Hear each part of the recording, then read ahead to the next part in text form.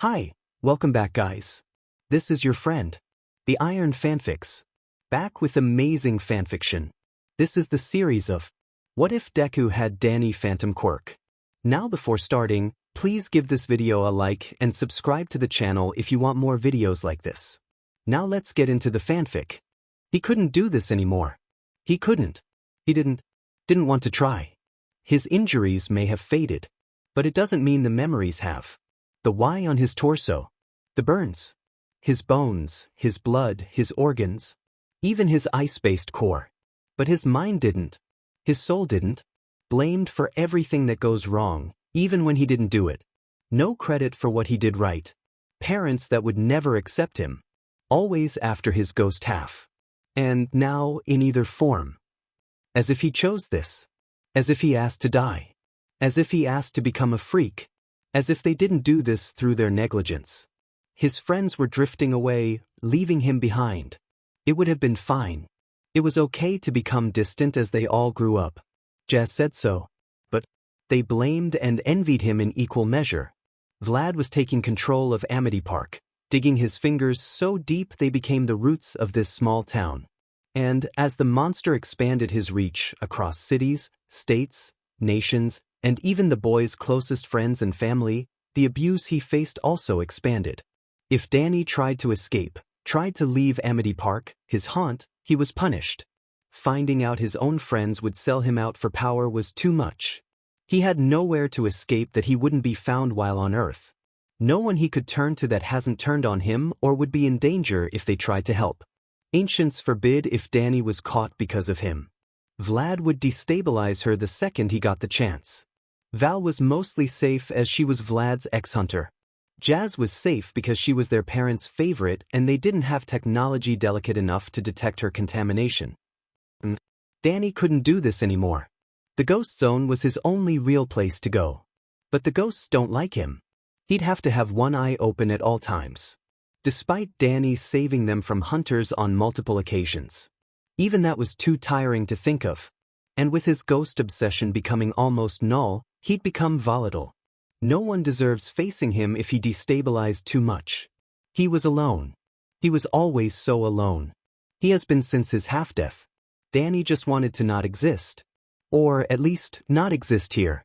So, he wandered in the least explored depths of the infinite realms. Among doors upon doors. For once, these ever-changing doors would be useful. He found himself stalking a green-haired child. Or well, teen. But the other was probably younger by almost 2 years. Or excessively short. Not really what he expected when he threw himself into this world. Not that he should have expected anything. It was probably amazing luck that he ended up on another version of Earth with humans as the population. Even though the way many of them looked was strange. The kid he was following actually looked the most normal, despite his black and green hair. Perhaps it was his loneliness that had him following the other? Perhaps his kinship to their situation, since it was so similar? He also didn't expect everyone and their mother to have superpowers. At first, he had followed a weird-fingered student to their classes, curious about how this new world functions. One of the first around his age, though younger, that he had seen. He guessed that this was a middle school, as everyone looked quite young. He just wished he knew what they were saying. He watched as Mr. Multi-Joint Fingers joined a group, where a blonde seemed to be its main focus. Said blonde looked more human in appearance than a quite few of his peers, though his face was weirdly muzzle-like. It was subtle, but it made him look like a growling dog when he threw one of his yelling fits. Red eyes, harsh and biting, made Danny instantly weary. He'd met very few creatures among the multiverse with red eyes. Most of whom were not exactly kind. It seemed Danny had gained a general distrust of such characters, even when he knew it was not fair. He tried not to let such stereotypes affect how he views others, but thinks it might be right in this case when the blonde starts bullying a boy with green hair. Not just any type of bullying either. The blonde had the power to make explosions. Danny was bothered by this kid's mindset. After all, who thinks to set off such a dangerous power against another person? Especially on their skin? Next to their face? Or use them for practice like a living punching bag? But all the people in this world have powers, right? Some of them more hidden than others, but they had them. So the curly-haired kid could probably fight back.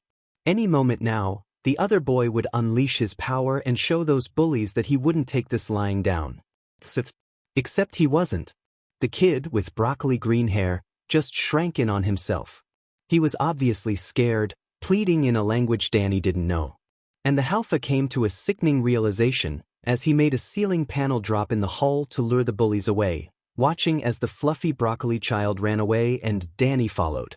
Danny was one of 3 humans with superpowers in his world. He held the ability to commit heinous actions or save people. The average Joe wouldn't be able to do anything against him. But in a world where the average Joe had powers, what happened to those on the flipped side of the coin? Those who didn't have powers? They could not protect themselves, could they? Or were not allowed to. They were at the mercy of everyone around them. Green Boy scrunches his eyes, fighting off tears, then nisses it up and straightens his back. He plasters a smile, and Danny knows that smile. Has made that smile. The one where you pretend everything is okay. That you'll make it. The smile that stretched ear to ear, taking up as much room as possible, covering one's face as a substitute for a mask. The same smile he would give his parents after they shot at him again, or threatened his death and dissection, or said he wasn't a hero. Maybe this kid was like that too? Of course, Danny followed him. After all, freaks of a feather stick together.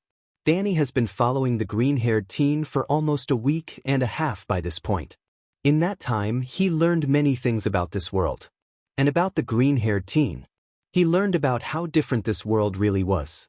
That is to say, not much. Yes, in this world, powers are normal. From adding more joints to your fingers and lifting small objects with your mind, to summoning fire and the ability to become a giant. There were many unique powers. Danny would fit right in. Something that should have overjoyed him. Something he has wanted for so long. But it didn't. When the parallels to his world bled through the rosy glass of his first perceptions. Villains were a dime a dozen. The ghosts may have tried to hurt him, but they never did any of the vile actions that a common street criminal would do here. Ghosts may scare people for fun. They may take over a human's body. Heck, they'll even steal valuable items they have no use for. But they didn't beat people for the sick fascination and feeling of power. They don't use that power on those weaker than them. At least, in excess. That was a Vlad thing. Danny detested it. And heroes don't care. They only seem to save others when they are watched. They weren't real heroes. Sycophants in spandex. Flashy powers boasting ego. Fame-famished hollow hearts chasing glory. They forget their mortality. Young gods who forget that they can die. They act as if they play the protagonists. Each and every one of them losing what it means to be human. It angered him to see these people have the job he had before. Except it was considered an actual job. They got paid. They could out their identity if they wanted. And they abused their power. Even civilians were bad.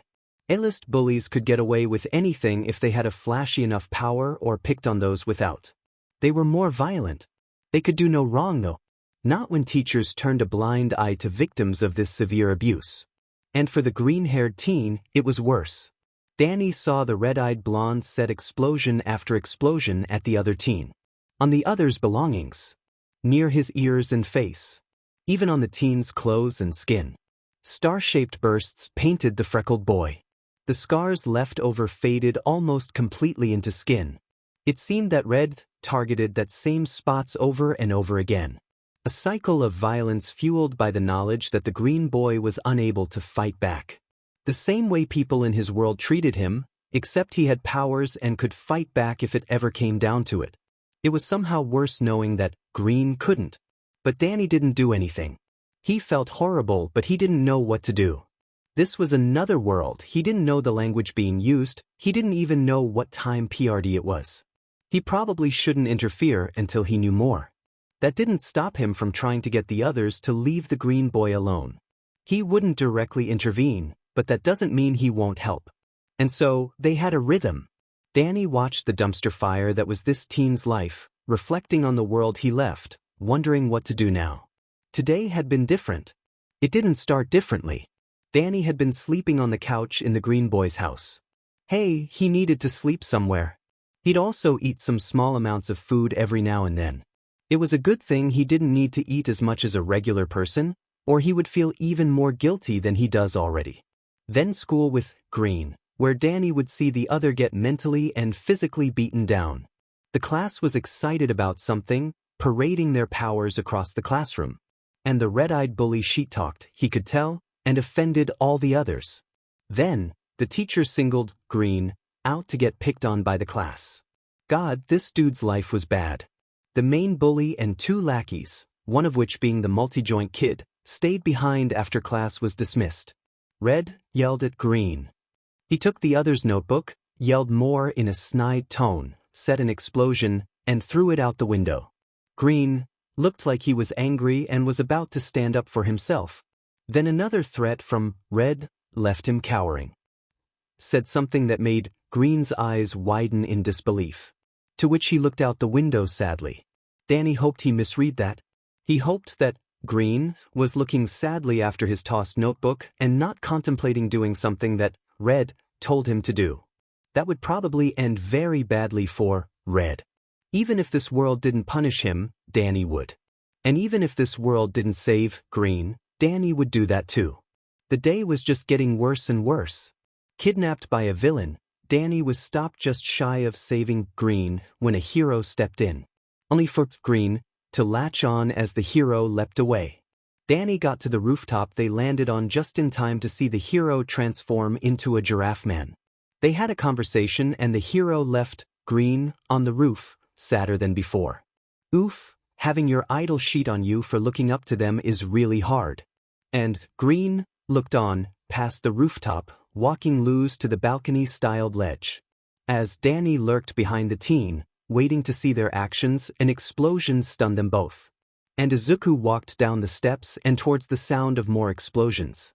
Then the villain popped up again. Except, this time he had Red in his grasp. None of the heroes were doing anything. Next thing he knew, Fenton was running.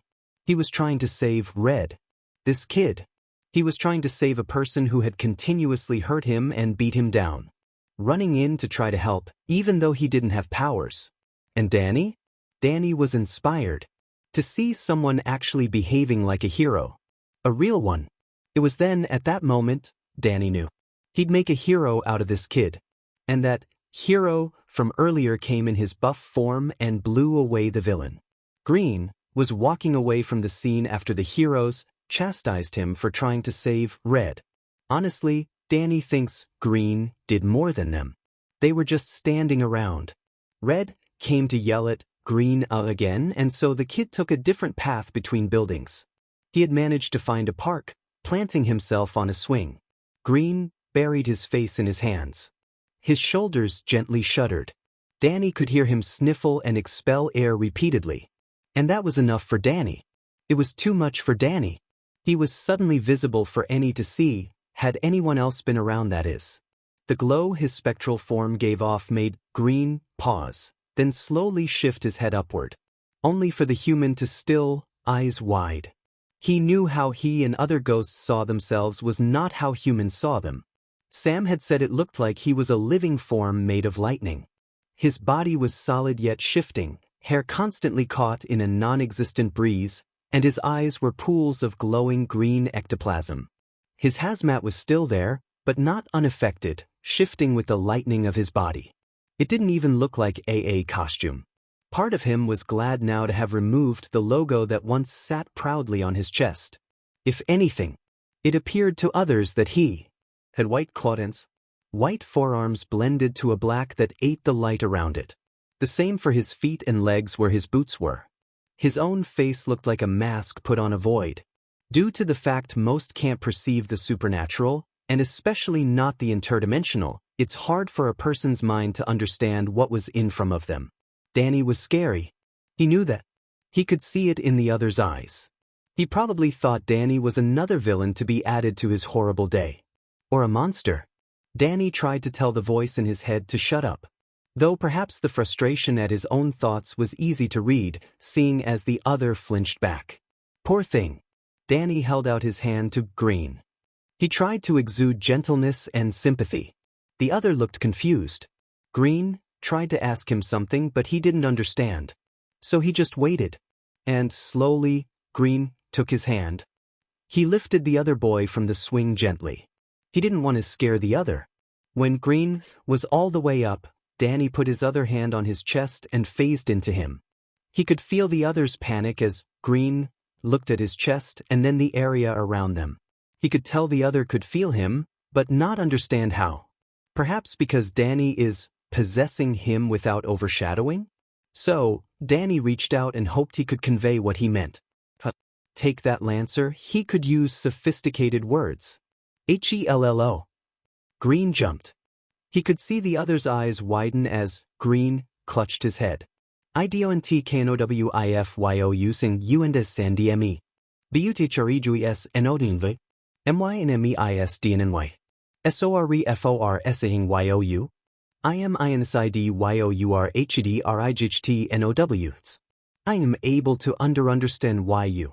Green said, still as a stone with his hands still on his head. YO using UNDSNDME. SUCKS TJT IDONTKNOWWHAT YOURESING. BUTI SING TAGINL IFIL. Then, Danny felt something click in the other's brain. Wait, are you speaking English? Danny was sure Green could feel how excited he was. WAIT, YOUKNOWENGLISH? I am SOSORYTHAT IDONTKNOWTHELANG. YOUWRESBKING. BUTTHISISGRT. FINLY. HAVANGISONG TOLKTOISMR. RLI EVING and IDFNKIC oiled TRSAY. Green fainted. Well, at least Danny knew they could talk later. Taking control, Danny made them invisible and flew back to Green's home. Dropping the school bag by Green's door, he took off the other's shirt and set him to bed. They would have all the time in the world to talk later. In the meantime, Danny will see if using the internet here allows for English, considering Green understood. And Dan even remembered which order Green put those characters in. Probably. Izuku woke up gently. Like lifting his head above a foggy embankment, the sleepy world dripped from his mind as he slowly shifted in bed. Dreamlessness turned to floating light consciousness as he basked in the chill in his room. The days and nights had been so hot lately that the cool was its own bliss that allowed him to snuggle under his blankets more.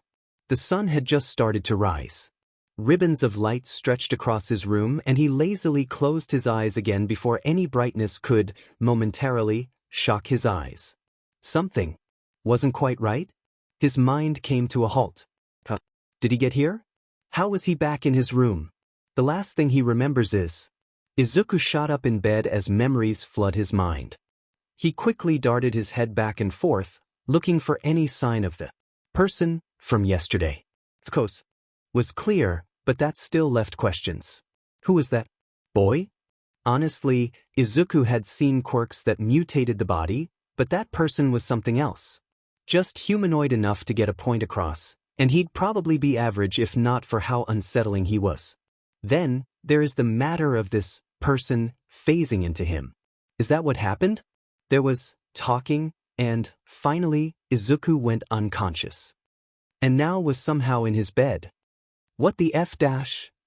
His mother knocked on his door a bit later to make sure he was awake. Thanking her and smiling, acting as if nothing was wrong, he did his morning rituals. Though he did change into his uniform faster than usual. It was supposed to be the rainy season, yet it was so cool he could mistake it for the beginning of a cold front. The weather app on his phone, and his own eyes looking out the window, said otherwise. Maybe he was just getting a little sick? As he got ready for school, he contemplated if yesterday even happened, or was just a fever dream. The news he pulled up confirms it did. Or at least, the villain attacks. Something still feels so unnatural about the air around him. Like he isn't alone. It's making his senses go haywire. Izuku felt the hair on the back of his neck raise and his instincts rise. Irrationally, Izuku tosses his head about, looking for the predator stalking in the shadows. But, just as it had when he woke up, revealed he was alone in his room. His phone beeped, warning him he needed to leave for school. Izuku could think on this later. When he wasn't paranoid of the air. The nagging feeling didn't abate as he went to class. Izuku still couldn't shake the feeling of being watched, but he also felt the sensation of watching. Like he, himself, was looking for something. No matter where he turned, everything was the same. Everything was normal. And it didn't feel like it should. There was something lurking in his head. It prowled. It watched. It controlled. But it didn't take over, though something in Izuku knew it could. Wisps here and there, of not right. His tongue didn't sit right in his mouth. His skin felt too tight. His steps were more fluid and his body moved as if it knew too. Every noise. Every smell. Even how the air felt was wrong. Yet, everything felt as if he was moving through a fog. As if he was across the room. Or playing a video game character. His emotions just seemed to evaporate soon after he had them. It wasn't bad per se, but Izuku had never felt like this before. Izuku had a pressure building in the front of his brain, but it never became a headache. Thank whoever was looking out for him on that point. And whoever decided that Kaken wasn't going to be mean today. Kaken may have ignored him all day, but that didn't mean Izuku was out of the clear. Yet again, he was held up after class. Though, this time without the threat of explosions. Hey freak, why does a worthless piece of sheet like you keep showing your face? One of the boys sneered. His friends laughed behind him. Izuku's insides felt numb. One of them came forward, nails turning to rock-textured claws as he approached. Yeah. Why don't you just listen for once and do the right thing? I guess ending your own life would make you less of a burden on everyone else. The rock claw boy said. Something began to slither under his skin. Izuku couldn't really focus on the bullies. The pressure built and moved and pressed. Over and over. All he could do was put his notebook in his bag by this point. So much for not having a headache. Hello. Izuku stops. It's the same voice from before? That's probably what was making him feel weird all day. The boy hitched a ride in his body. Though, the other hadn't hurt him and didn't affect him much. So he's not malicious. And suddenly, everything came back into focus. His eyes flicked around the room. There was one bully who stood guard by the door. Two others stood behind the boy coming closer, still laughing and jeering. And the boy with claws looked angry. Itlok's likeds aboutto hurtyoe. Igotaplan, butyoure joane havto trust. Tigar isblo sigidi. SOWL HAVTO GOOUT teach EWINDOWs. You done ignoring me, you sheet stain? The other boy said. Izuku was done. He was just done. Whatever the voice in his head was doing, he was just going to follow. So he decided to put his bag on his back, keeping his eye on the approaching threat. Okay, Wida. IEDYOUTOGUMPOUT of THEWINDOW. ITST ONLYWII SIN COFYOUGTTINGOUTTA. Was the voice getting clearer? And just told him to jump from a window? Why was he following the voice again? I'm gonna use you as a FING scratching post. Then you'll be useful for once in your empty existence. Oh, that's why. HEY, IK now YOUREWOEDD. Dundida. ILCTCHYOU. He was already lifting the window. Izuku didn't know if he wanted the voice to be real or not. The bullies were confused, losing some bravado as they watched. What the F are you doing? One of the other boys asked. Hands on the sill, Izuku looked them in the eyes with a fleeting glance. Launches himself out the window. 3 stories up should definitely get him seriously injured, if not dead with how he went down headfirst. But the pain never came. Nor did any type of darkness other than his closed eyes. He did feel tingly. Almost weightless. He opened his eyes. He was floating. Not even half a meter off the ground and still being slowly lowered. Izuku was stunned still. Once he was touching the concrete, he heard the voice again. ITLDYOUIDCHYOU. WSHOULDPROBBLYLE. BFORNHTSDONHR. Still stunned, all Izuku could do was get up and run from the area. He had too many questions and getting interrogated by his bullies would hinder them. A flash of green goes down, flying past the window, leaving Katsuki in stunned silence. All day, Katsuki had felt something was different. Something changed. Predatory eyes following his every movement. He saw his peers act much the same. Like there was something in the room with them that shouldn't be there. He saw hunched shoulders. Quick look-arounds and glances at moving shadows. Flinching at sudden noises. An overall hush. Even the teacher decided to not do much under such pressure. It crept up his spine and told him not to let his guard down. There was a predator and Katsuki was going to get killed if he set 1 foot out of line. It had fangs and claws and would rend him of his flesh and bone if he got in its sights. It was something you couldn't fight against. It was something you couldn't run from. It was something you could never hope to hide from. It simply chose not to hunt right now. And that was even more terrifying. Being prey in a monster's territory and only being allowed to live because it was either uncaring or merciful. Something was wrong and even the extras could tell. But what was it? Katsuki tried to pinpoint it and finally came to the conclusion that it was coming from Deku, of all people. Deku, a quirkless weakling who couldn't hurt a fly.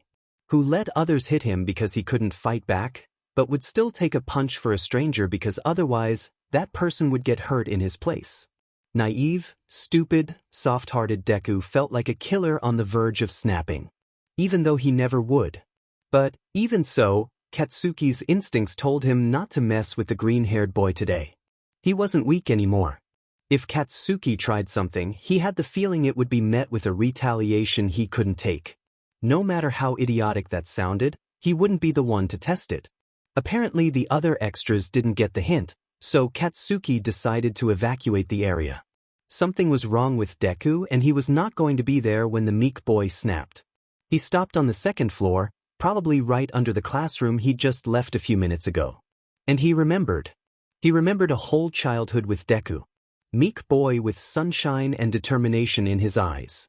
The kind child with a soft heart and dreams too big for his body. The boy he terrorized for being different and was met with no rebellion. Something was wrong with Deku. Katsuki was afraid of him. Or at least the aura he was leaking. Deku was practically an angel with how patient, understanding, and kind he was. He would die in a hero's work. If he had to stop the other boy from trying, he would. Yes. But now, Katsuki was almost considering not getting in the way. He saw something pass the window, only to realize too late that it was the very person he was thinking of. Katsuki rushed over to the window. He didn't want to see what happened, but he couldn't walk away either. And there he was, hands laying on either side of his head. Blood leaked weakly from Deku's nose. His body was so still. Mouth partly opened as if to let what little was left in escape. Katsuki was scared to look at the other boy's eyes. He didn't want to see them hollow of any light, going milky blind with death. But this was what he wanted, wasn't it? He told Deku himself. He told him to jump just yesterday. He'd called the boy useless. Worthless. Katsuki drove Izuku to this, didn't he? And yet Izuku still came to his rescue. He couldn't bear it anymore but forced himself to look in the other's eyes. To face the evil he committed. But their green was vibrant. Shocked from the turn of events, Katsuki watched in horror and mild fascination as Izuku got up and walked away. What the F dash? Katsuki, still stunned as he watched the other boy somehow disappear from view, pulled out his phone and dialed his mom. What do you want, brat? Ain't school over? Mitsuki gruffly asked. Mom. He'd never heard his own voice so broken. So small. He sounded like he was about to cry. What happened? Mitsuki sounded almost soft. He paused for a moment, trying to find words for this situation. Izuku jumped from the window. What? He got up. He walked away. I don't know how. Maybe he's fine, but I'll call Inko and tell her. No. You don't understand. He jumped from the 3rd floor. I'm pretty sure he landed headfirst. He shouldn't be alive, let alone able to get up and walk away. Tashinori was on a hunt. He had finally found the perfect student. The perfect successor, even if the boy hasn't accepted yet. Midoriya Izuku, Quirkless outcast with the heart of a hero. Was that how Nana saw had him? Chosen him? Is that why she gave this quirk to him? Was one for all embedded into him because of his heart? He definitely didn't have the body to handle it when he first met his teacher. Toshinori could guess, but the one who could have answered is dead. And that leads him to where he was now. In front of Aldra Junior High, waiting across the street to see if his potential pupil is here or not. It's a logical choice, the only junior high that was near the tunnel incident. Of course, he'd done his own research and knew the boy was here. But the likelihood that he would walk the abandoned path again after being attacked was low. So, here Toshinori was, waiting. The last bell had rung about 15 minutes ago. Midoriya yet to be found. It didn't really matter, Toshinori could keep coming back to wait until he found the boy. Hell, the boy could probably wait for the year after next to enter a hero course. Actually, that's not a bad idea. Midoriya doesn't need to immediately enroll. He could train the boy up, hide the power Toshinori was going to give him, and keep his new student out of the spotlight, away from any who might try to reveal him to all for one. It'd give the boy and him more time to settle into the new roles they would play. The school was mostly cleared of students now. Toshinori would only wait around a little longer before giving up for the day. He'd have to return on Monday. A window on the third floor opened, catching his attention. And there was the boy he was looking for. It looked like he would be able to get his student quicker than he thought. But his soon-to-be student looked distressed. He looked out the window and then back behind himself, as if making an important calculation, and threw himself out the window headfirst. Demon, if that was his answer, he was pretty bad at math. Toshinori couldn't see the ground from his standpoint and rushed into the area Midoriya should have landed. He'd never forgive himself for just standing there like an idiot. God, he hoped Midoriya was okay. Why would he do that? Then a chill crept up his spine. He knew DMN well why. The world was against the Quirkless. He lived that in his own youth. And Toshinori may have been the catalyst for this self-destruction. Being told by your idol that you can't achieve your dreams would be an awful feeling. How could he do something so stupid? Toshinori launched himself forward, into the courtyard, only to find it empty. Walking forward to just below the windows, he found the only thing Midoriya left behind. A small puddle of blood. It was thin and already drying, so the boy wasn't bleeding out. But Midoriya must have run off to deal with any wounds he may have gotten. That wasn't good. Moving could be even worse for his health if he broke or crushed anything. He had to search fast. But first, he made a call to his detective friend on the situation. Told him he was on the lookout for the boy and asked for the police to be on alert as well, without telling anyone of what's happening. He needed to find the boy and get him medical aid. And try to apologize for his stupid words. What the F dash? What the F dash? What in the actual F is going on? Izuku doesn't even really know if he wants an answer, but he thinks he needs one. Because what the F is going on? Okay, why, stop. Youedto some down dot. HOWABOUTWEGOTOTHATPRK or WH8EVIA. Tegan WECNTLK. ILEXPLAIN WHATSGNGON. Is this his life now? Listening to voices in his head? People already call him creepy with his mumbling, now this? What is his life? What has it come to in only a few days? No, in not even 2 days? DUD, ITSALRIGHT. ATSDSITONTFNG so YOURENOT. AWKWARDLYSTNDINGAROUND dots. Oh, he's already at the park? Huh, guess he got lost in thought again. YH, IHD to STAR YOU dots. Okay? So, I just have to ask you, what the F dash? IDONTK W Japanese E, IMSOI. THOUGH, IDIDGT TGISTOFWHATYOUWRESYNG. ISPKENGLISHIFTHLPS. OH, ANDYOUDNT to SPEAK OUTLA. DONTWNTTOLOOKTOOCR is lights. Izuku was not amused. He was, in a mildly horrified way. He also knew that his irritation could be felt when the person taking room inside his skull essentially sighed without air. The explanation he was about to get better be good. Don't get him wrong, Izuku is grateful that his body wasn't really being possessed, or at least mind-controlled, without his consent. But having someone hitch a ride in your body is just strange. Okay, why? ILGUSTCUTTO teach EC ABOUDWKAGOICMETHRUGJ POR to YOURWRLD dots. Dots. What the F dash? THATWASNOTMYSHNNGMONT dot? IYSTRYNGTOSAYTJTINALESSSTUPIDWAY dash. Holy sheet, I'm meeting someone from another world? What are the logistics that make this possible? How did you travel here? Is technology so advanced that such travel is easy in your world? WLL, Tiknaisilawida. My parientes mata a PORL to a PLACYWRLD CLS. The ghost BUTFRYOU, it will be BST to JUST CALIT. The AFTR leafay of OUR multivary. ANDI Jesus IM NOT JUST FRM a different worldy? I am from a different university. ONET doesn't RUN parallel to YOURist. ITS very hard TO XPLAN in AYYA regular person. Sin UNDRS tan dots. Dude, wait, how though? If there's only one afterlife, how does everyone fit there?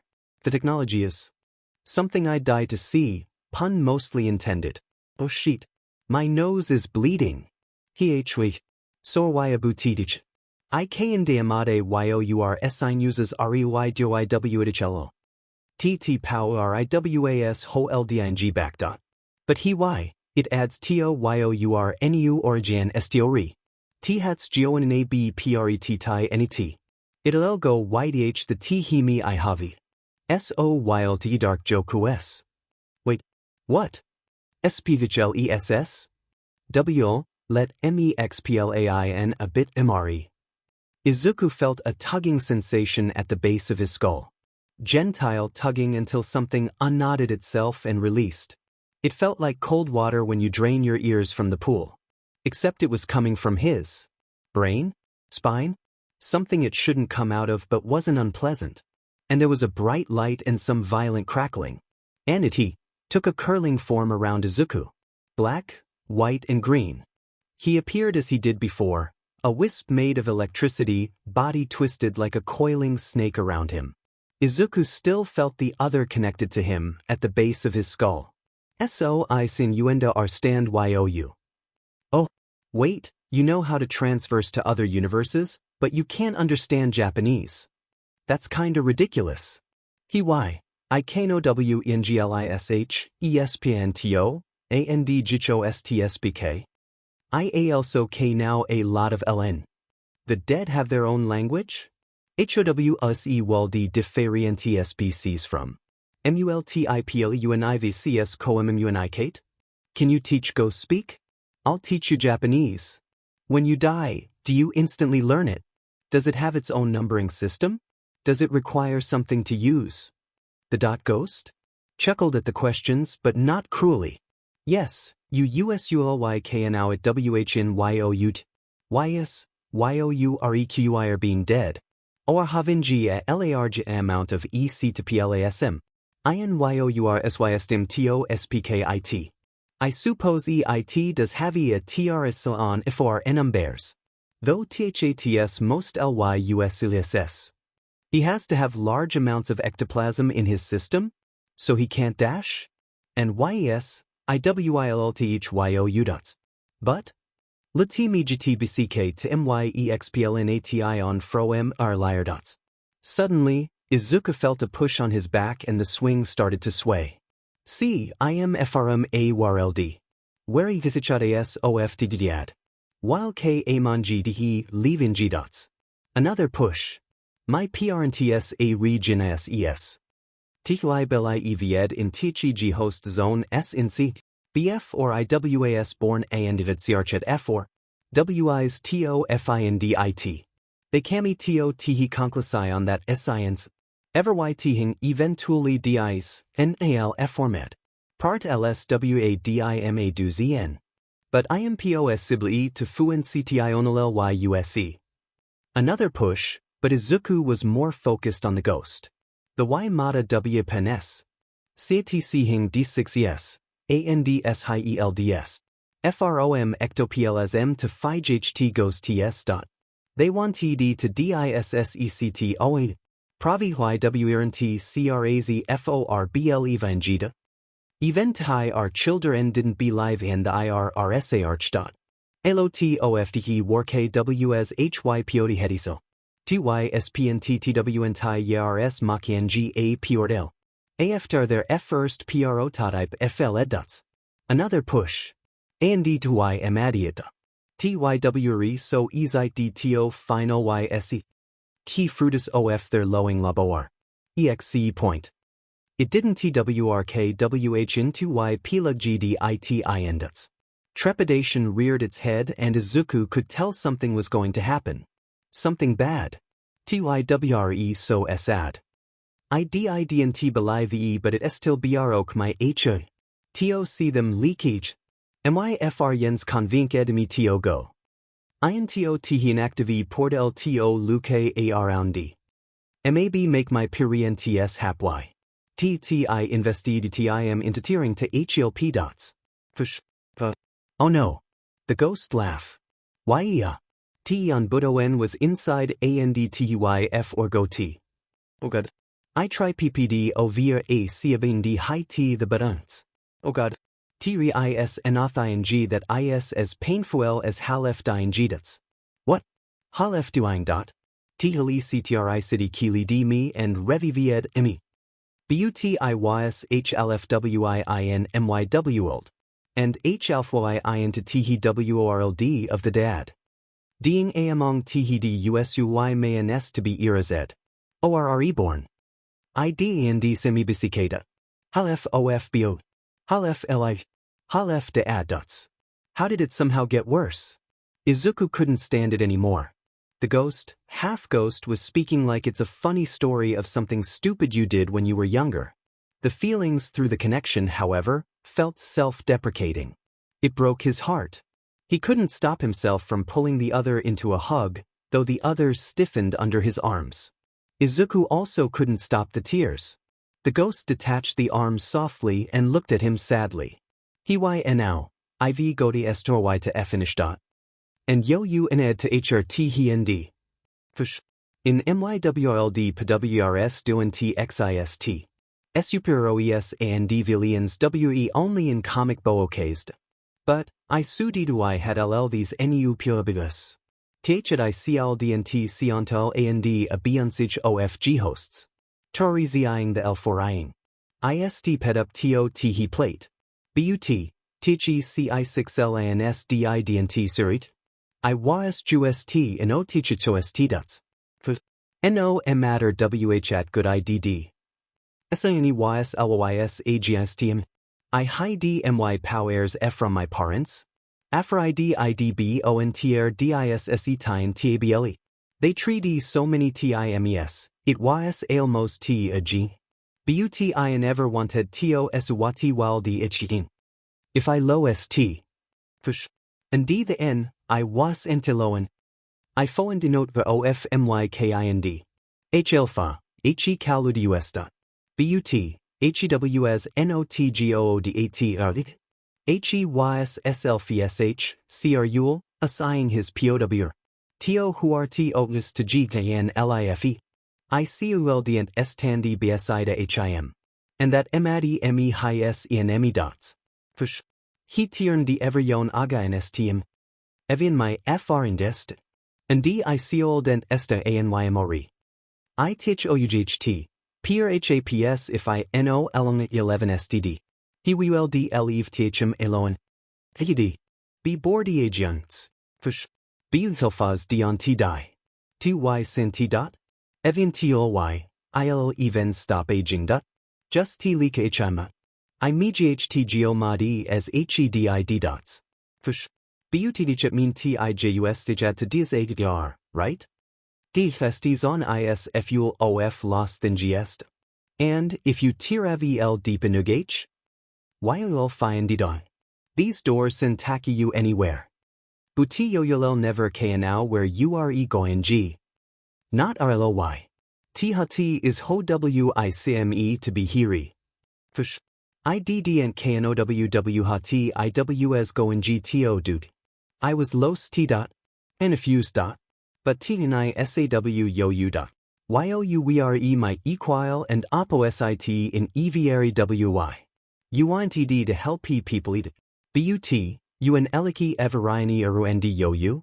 YOU didn't T have AP? T didn't T S top YOU, THH. Halt. YOU Evan step pied in TO safe. The person who HERT YOU SOMA New York Times. A hand was placed on his shoulder as pools of green stared into his soul, ready to cast judgment. I decided WHT I WLD dude. I WLD give YOU my powers dot. I WLD help you become a hero dot. A tiru hero. Izuku's heart felt like it stopped. WH at DO YOU SY. I'll have to TC nisil Y posse SSU. BUTU alriadu Y akiptd twice dot. WHI sich was WHIIW as ABLE to USE. My POWRS WHLE in your SKN dot. Yoyul HAV fuel siuntaro. Buti YOUL and Evivanivana. Do ESTDSIM like a Jodi Tiarada. You'll pretend to be a quirk? You'll help me be a hero? I'll never be alone? Wise. Yes. The answer was absolute. Power leaked into his veins. And Izuku felt as if his mind was bared for the other to see. My name is Midoriya Izuku. And mine WS de New York Fenton. BUT Yoyusen Kalel MEPH into M. It can also be YOUR Hero Nami as well. ID on TMND SNNGDuts. Okay, then. I'll call you Phantom when others are around. But I want to use your real name otherwise. If that's alright. TETS Ampletelli Fine, Izuku. Oh my god, it's getting dark, mom's gonna kill me. Laughter escaped Danny and phased back into Izuku. Green glowed faintly on his skin and he started floating. Well, this is one way to get home. The next half an hour was spent trying to balance in midair and then float home, pushing off of the roofs and sides of sleeping buildings like an astronaut on the moon. Danny was happy with that comparison and said how that was what he thought the first time too. He also told Izuku about the childhood dreams of being an astronaut and how sad he was when he realized he could never achieve his dreams. Izuku promised him he'd find a way and he'd make DMN sure of it. Affection bloomed through the bond and they laughed like children in the waning light of sunset. It was the first time he'd felt weightless both literally and figuratively. The world was off both their shoulders, if only for a few minutes. But it meant the world to two lost souls. Izuku's joy was infectious and Danny felt wonder for his powers all over again. Izuku opened the door to his apartment home, still smiling. A bit of blood was still on his face since it had dried before he had noticed. His hair was more windblown, but it was hard to tell from the regular mess on his head. Hey Mom, I'm home. He took off his shoes at the front. I have some great news to tell you. You'll never believe, oof. Izuku was in a tight hug, his mother's sobs racking both their bodies. Izuku. My baby. Are you hurt? Oh my god, why would you jump from the third-floor window? Oh, well, I have a quirk now. I kinda jumped because a bunch of bullies were cornering me. What? HOYFUCK, do you did it? YOURMOMS TRIFYNG dot. No sheet, Sherlock? There was a tugging at the base of his skull and it felt like he was leaking cold water, ice cubes, and menthol. KNOWWHAT? Nope. I am ENDINGTHIS RIGHT. INTRDHMETO YOURMMD. ASYOURQRK. Do you want to meet my quirk? He's a sentient one. The outright horror on his mom's face was mildly disheartening. SALVE. This was not going to go well. Translations. Okay, stop. You need to calm down. How about we go to that park or whatever? Then we can talk. I'll explain what's going on. Dude, it's alright. At least sit on the swing so you're not awkwardly standing around. Yeah, I had to steer you here. I don't know Japanese, I'm sorry. Though, I did get the gist of what we're saying. I speak English if that helps. Oh, and you don't have to speak out loud. Don't want to look too crazy. Okay, I'll just cut to the chase. About a week ago I came through a portal to your world. That was not my shining moment. I was trying to say that in a less stupid way dash. Well, technically. My parents made a portal to a place my world calls the Ghost Zone. But for you, it would be best just to call it the afterlife of our multiverse. And I guess I'm not just from a different world? I'm from a different universe. One that doesn't run parallel to yours. It's very hard to explain in a way a regular person can understand. Hey, sorry about that. I kinda made your sinuses really dry with all that power I was holding back. But hey, it adds to your new origin story. That's gonna be pretty neat. It'll go with the theme I have. So will the dark jokes. Speechless? Well, let me explain a bit more. So I can understand you. Hey, I know English, Esperanto, and ghost speak. I also know a lot of Latin. How else would different species from multiple universes communicate? Yes, you usually know it when you die. Yes, you require being dead, or having a large amount of ectoplasm in your system to speak it. I suppose it does have a translation for numbers, though that's mostly useless. And yes, I will teach you. Let me get back to my explanation from earlier. See, I'm from a world where the shades of the dead walk among the living. My parents are geniuses. They believed in the ghost zone since before I was born and had searched for ways to find it.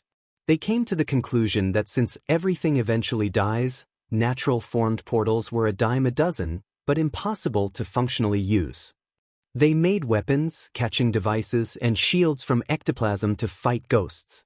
They wanted to dissect one. Prove they weren't crazy for believing. Even their children didn't believe in their research. A lot of the work was hypothetical. They spent 20 years making a portal after their first prototype failed. And they made it.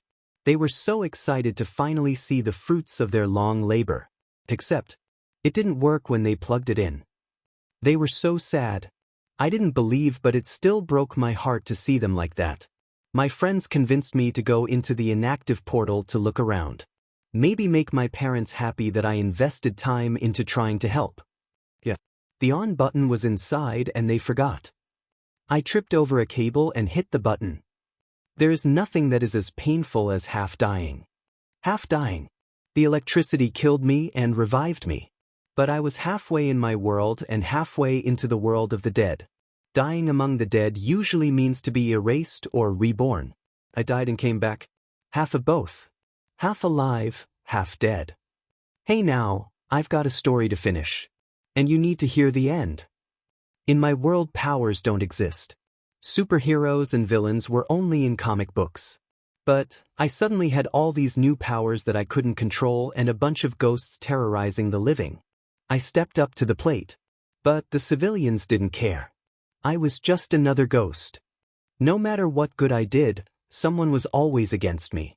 I hid my powers from my parents, afraid I'd be on their dissection table. They tried so many times, it was almost a game. But I never wanted to see what would happen if I lost.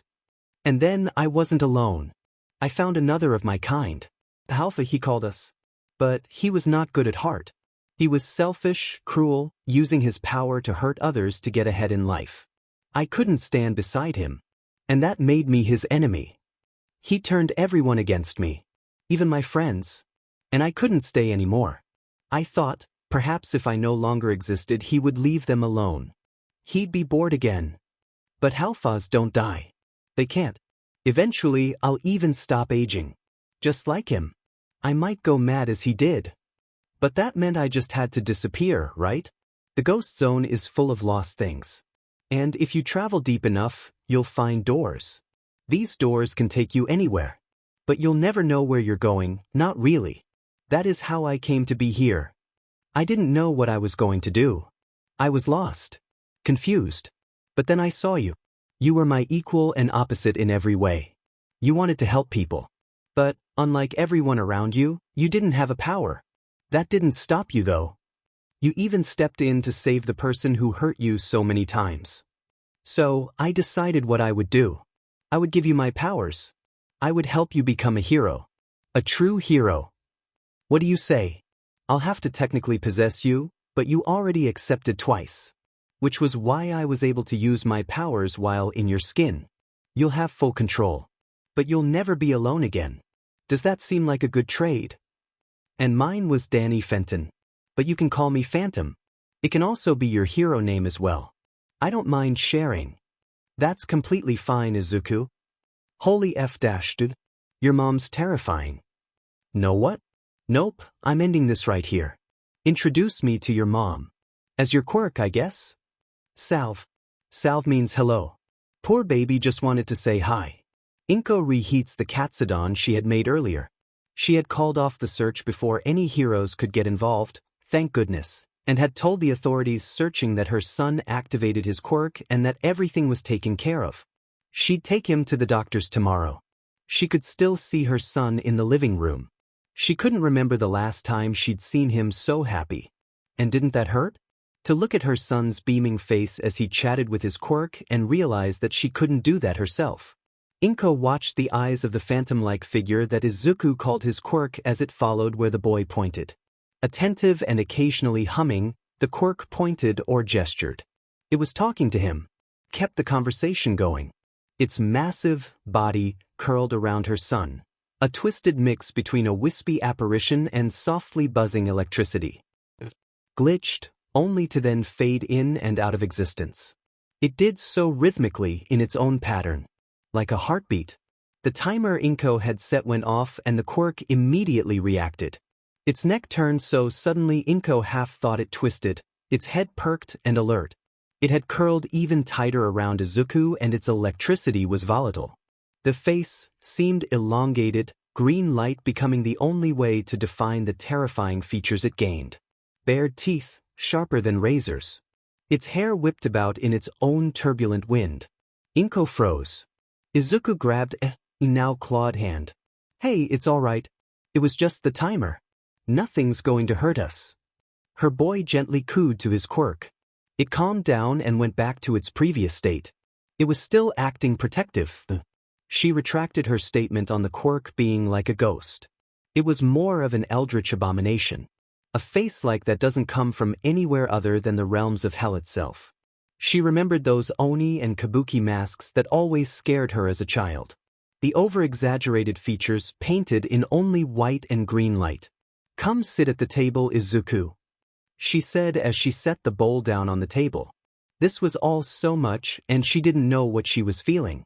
Izuku thanked her and took a bite, only to freeze after a few seconds. He tilted his head to the side as if thinking hard about something, and lifted another bite of the fried pork to his quirk. It paused for a moment. Then it took the bite in its green mouth. And so, dinner continued as such, Izuku eating 2 bites, then giving one to his quirk. His quirk actually seemed to enjoy the food, eyes upturned like it was smiling. Oh, does your quirk need to eat? Inko tried to start a conversation. She knew how much Izuku loved analyzing quirks, and now that he had one for himself, he'd probably be more open to discussing it than what happened earlier today. She also didn't want to touch that subject for now, either. Izuku hummed in thought. I don't really know if he needs to eat.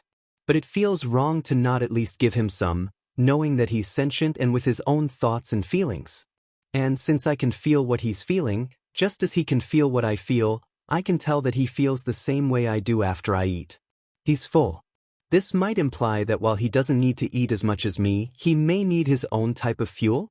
Maybe my own diet might change to be similar and I won't need to eat as much, so long as he eats too? Or maybe I'll still need to eat the same amount, but he can eat too so that he can function on his own? I know he can detach from me and then I can't hear his thoughts or understand him when he speaks.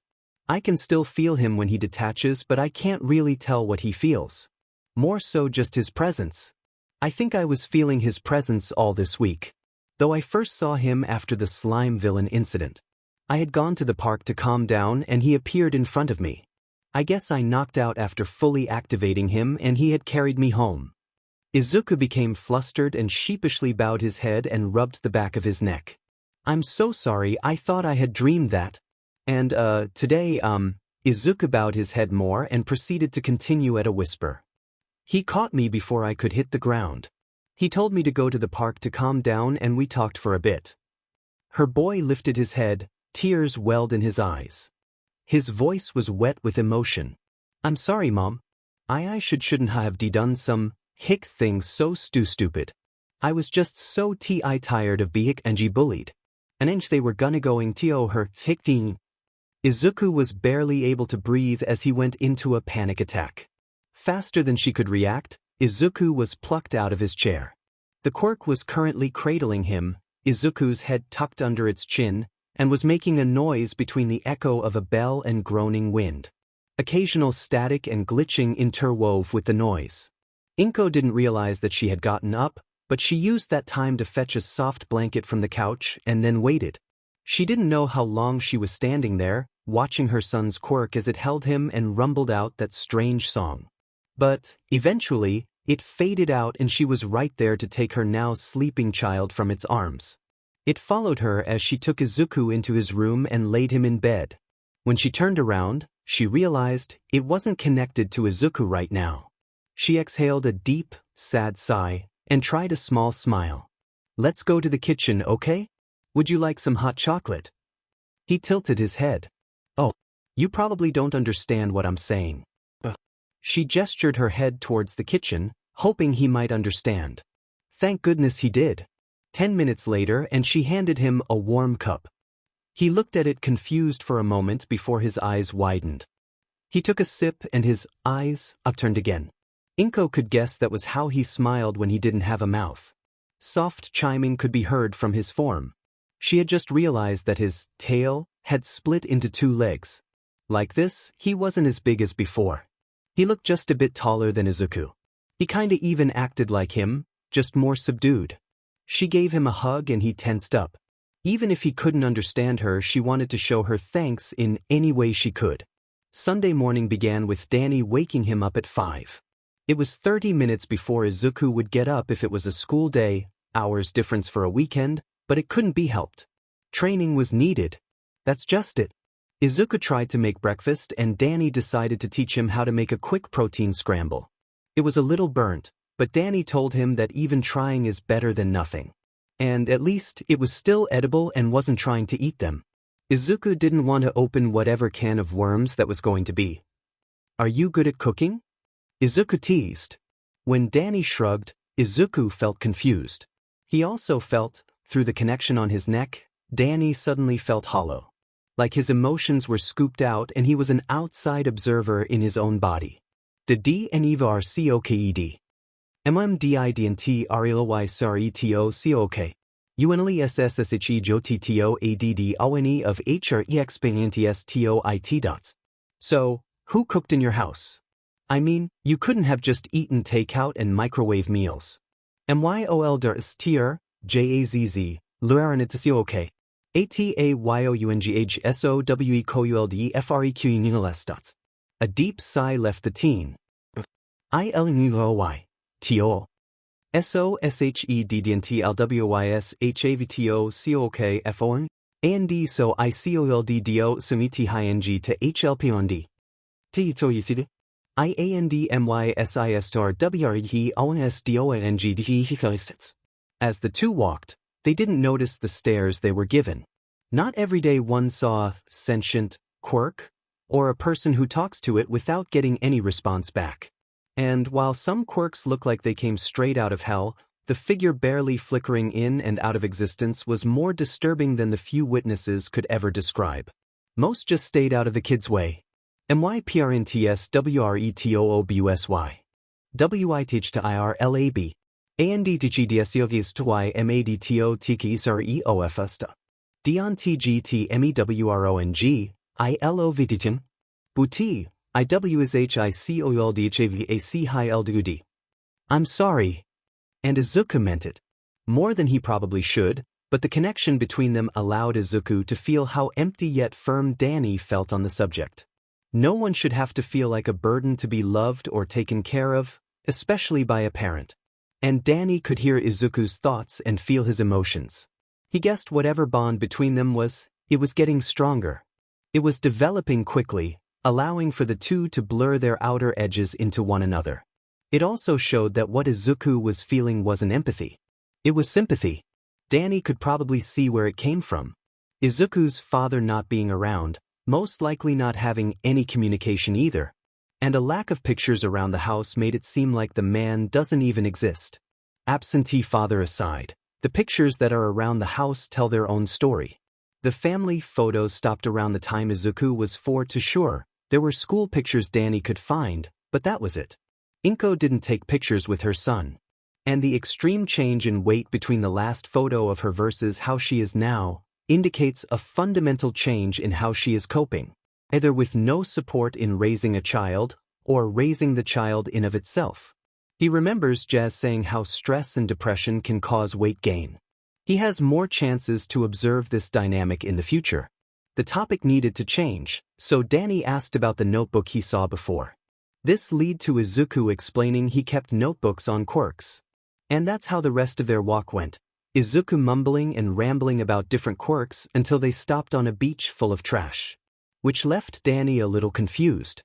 Thank goodness Danny's feeling of confusion led Izuku to explain. There are laws about using quirks in public. It's illegal unless you have a hero license. It was a law made before the governments made the title hero a job. When quirks first popped up, supposedly in 2050, people without these new powers panicked. Hate stems from fear. And they hated the power difference that was made. Governments around the world made special prisons for these new people. To study, to experiment on, and to kill all those that entered. They kidnapped, abused, and slaughtered people for something they were born with. They made it illegal to exist as anything other than normal. Yes. Izuku started picking up trash. Just small stuff, cans and bottles. Even when it was deemed evil and was likened to the Holocaust, even when people were freed, there was still prejudice. There was a rise in crime, committed by quirked people, due to their need to survive. Izuku went over to some trash cans that were left unused. As much as possible went into the recycle. History books won't explicitly tell you this, but those who had been found to have quirks had to be registered as such. Normal people refused to hire them, or made it difficult for them to keep said jobs. Or even just made the jobs that quirked people did have as horrible as possible. The only jobs that didn't care? Yakuza, mob, gangs, mafia, black markets. This also gave rise to the first vigilantes. Then came the rule that you can't use your quirk to save others. It became illegal to be a vigilante, as governments wanted to show that they would take control. The heroes. Generally made from military or police. Danny listened in horror and fascination. He also started helping with the trash. Even now, in 2304, these rules haven't changed. But it's now more so that you can't practice in public. And that's why we're at this beach. It's far enough away from other people that it technically isn't public. You can be out and use any power you have. W8. ITS 2304. ICMEFROM 2004. What? H-dots. Danny pondered for a moment, ignoring Izuku's freak out. TREISALWYS TCHEPOSSI by LITY teacher. ICMETO TCHFUTURE. IVGNE IT BIFORTS. Are you saying you could have been one of the first to have a quirk? And probably the only one of your time? Izuku seemed to pale. Fear vibrated through the bond. Does that mean our timeline won't exist? That quirks will be erased before they even began? Oh no. DUDE, IWASNTDFIRST. HECK, IDONTTNKW hat IHAVIS comparable. TOAQYK. Danny exclaimed, trying to help the other boy not panic. He'd probably be freaking out too if in the same position, especially since he had more understanding of what time travel can do. Izuku thought on that. Danny explained being able to transverse universes, dimensions, and time? Probably multiple layers of reality due to the time travel? And why POWRS RNTOFTHIS world QIRKS ARE? IALSOWASNTBORNYTHISTUTS. That explains everything and nothing. Izuku didn't know if he should ask for more details, but curiosity killed the cat. How do you have these powers, then? ITWAS ARECTIONTO SIMSILSAND. ELECTRIC ITI. FROMADIFFRNTPLNEOFEXISTING ENTERING as IWASKILLED and ELIFE ANDREVIVIDIND. I am a halfa, as already explained. Okay? I guess. Danny had explained it before. Izuku just couldn't get his head around it completely.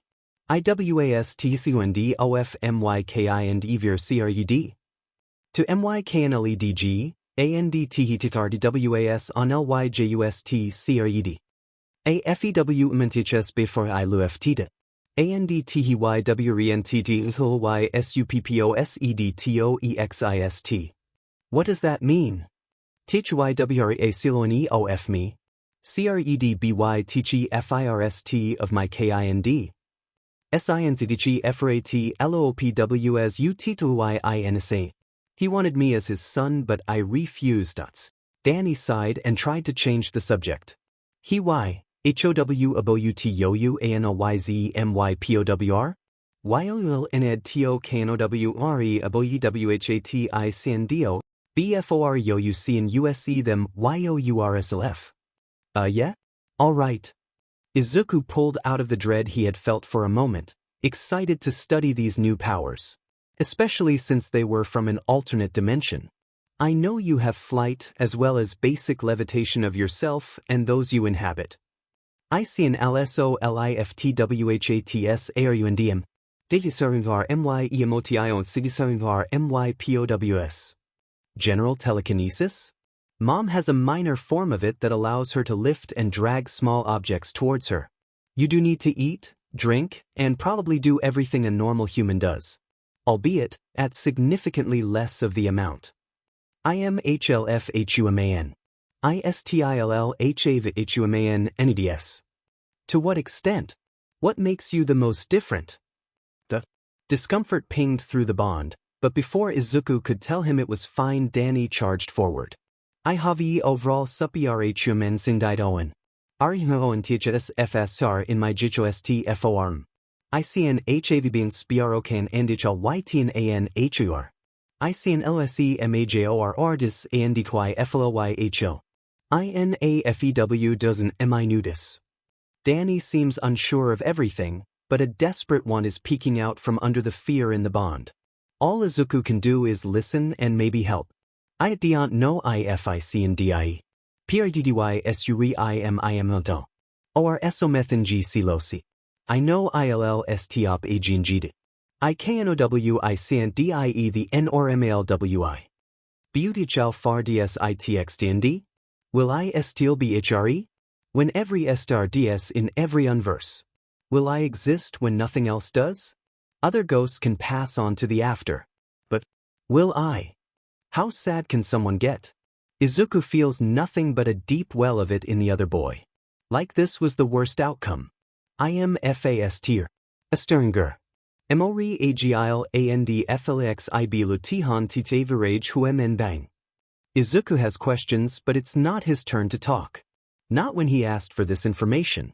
I do ntgt as SICK, or SICK all. I do ntgt infec tense. MYBRUISESDISAPTAR FASTAR ANDFASTA? IDONTGSMNYSARS? Even FROMFALBLOWSORCUTS. The fact he's had fatal blows or cuts is horrific. Danny's just a kid, like him. MY balancy is near I'm possibly FOR and AV rage per SON. To compy YTH, AS is MYACCURCY. MY and URNC, duar ABILITY, de XTRETY.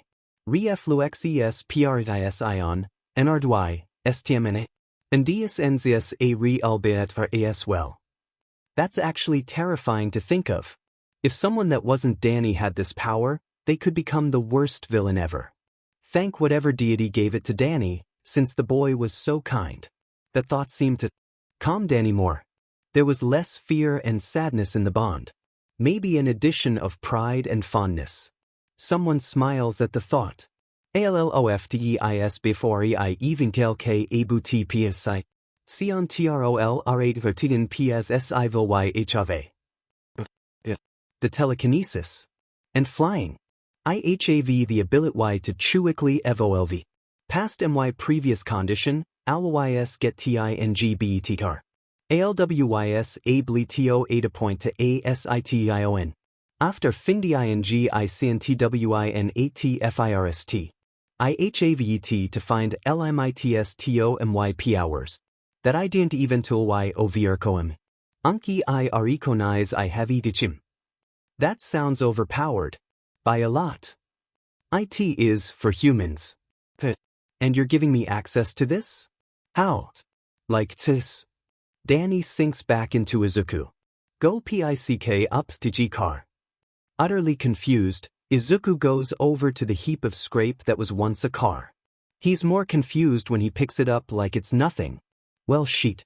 Izuku is harboring an overpowered, eldritch, half-human from a different world and time. He just hopes he can explain to Dr. Tsubasa that he just is a little strong. He remembers very well that the doctor was critical and harsh, uncaring even, in his original diagnosis. He doesn't want this man to know too much.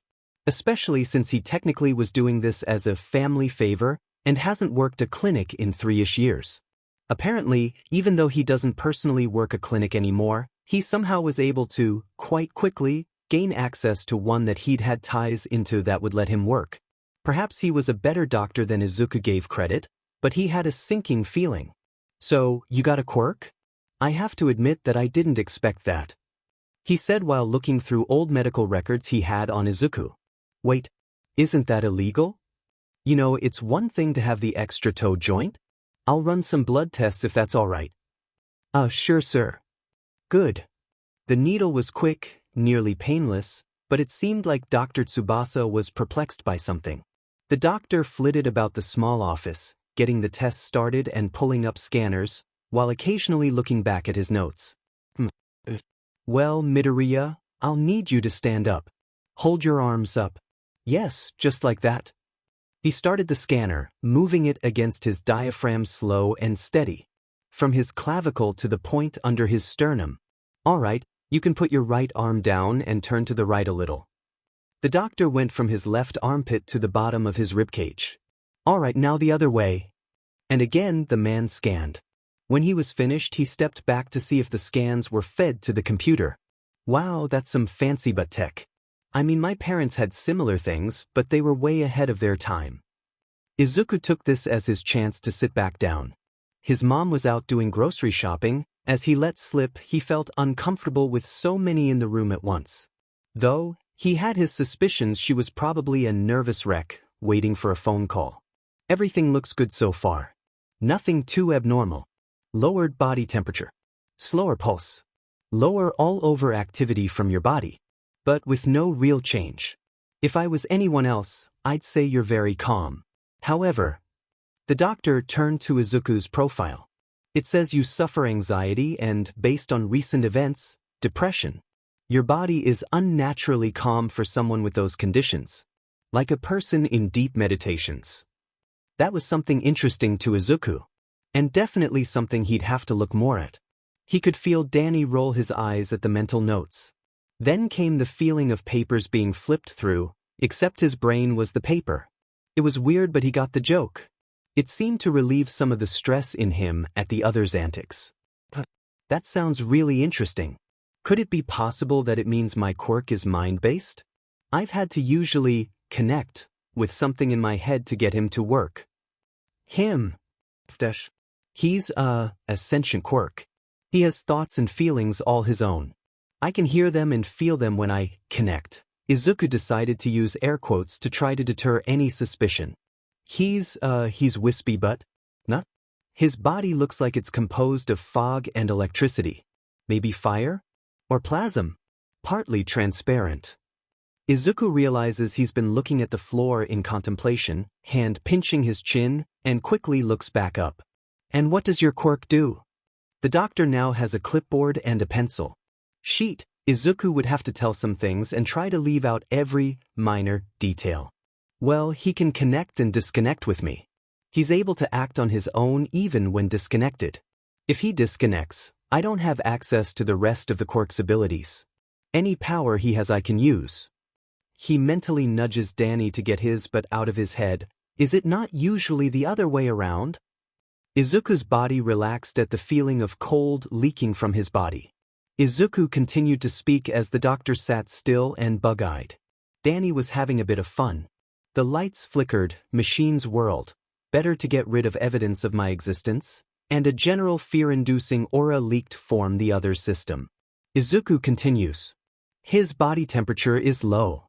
He's able to lift heavy items such as a car. He can lift objects without touching them and float around, practically able to fly, which I think is a part of my mom's telekinesis. It's just stronger. His body's structure seems to be plasma-based, which is probably a mutation of my dad's fire quirk. Have you tried to use plasma to any extent? Fire, electricity. Actual plasma? I haven't really been testing my quirk too much. I've only had access to it for a few days. Maybe a few weeks. So far, I've only accessed the ability to levitate and lift objects I wouldn't usually be able to. Maybe if dash. A shield of clear green energy came up in between Izuku and Dr. Tsubasa. Izuku puffed out a laugh and turned a less than serious glare towards Danny. So much for a cover, but at least it was in line with what they were going to stick with originally. Really? Show off. Of course. Gotta make sure I'm a good quirk, right? Izuku turned a large smile to the doctor. Well, I guess that answers our questions, huh? The doctor seemed to have filled a page or so on Izuku's quirk. The poor man went to look at his machines, only to appear more stumped. It seems I'll have to take more blood. Either your quirk shorted them out, or they need to be replaced.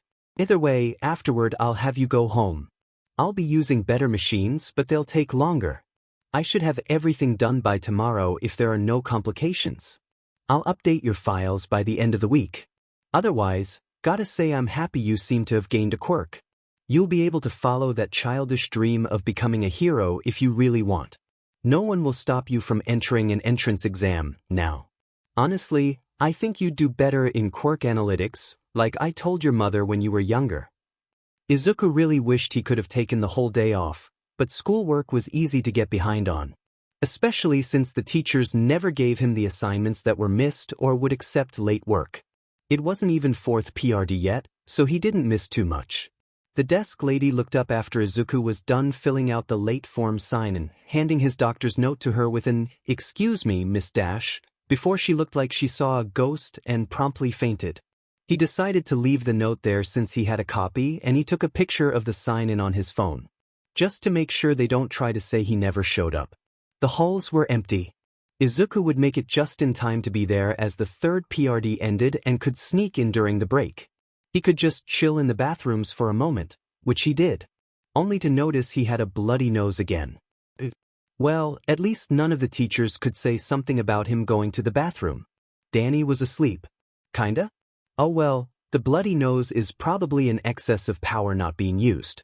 Which meant Izuku would have to find a way to use some of Danny's powers at all times to stop the bleeding. Oh, maybe he could generate energy around his body? But Izuku couldn't have anyone get hurt from that. So, he should generate it somewhere most wouldn't touch. His hair?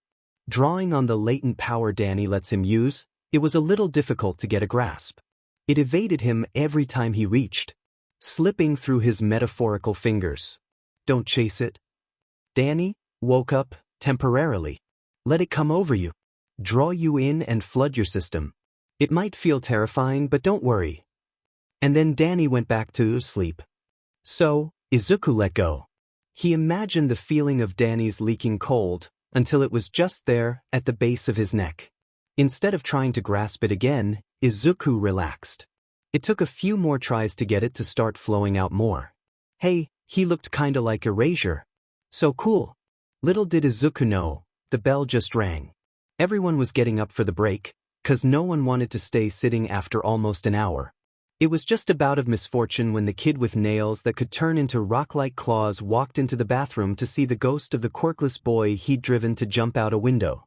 Lights flickered, energy buzzed, stall doors swung lightly, and all that was Eggy freaking without the horror standing in front of the mirrors. Midoriya's skin was pale and grayish. Blood, a vibrant red contrast, leaked from his nose and mouth. Though, It had been from the bloody nose dripping into his mouth. Green hair floated and played with an invisible breeze. Midoriya's eyes were closed. What the F dash? The kid could barely whisper. It felt as if something hungry was in the room.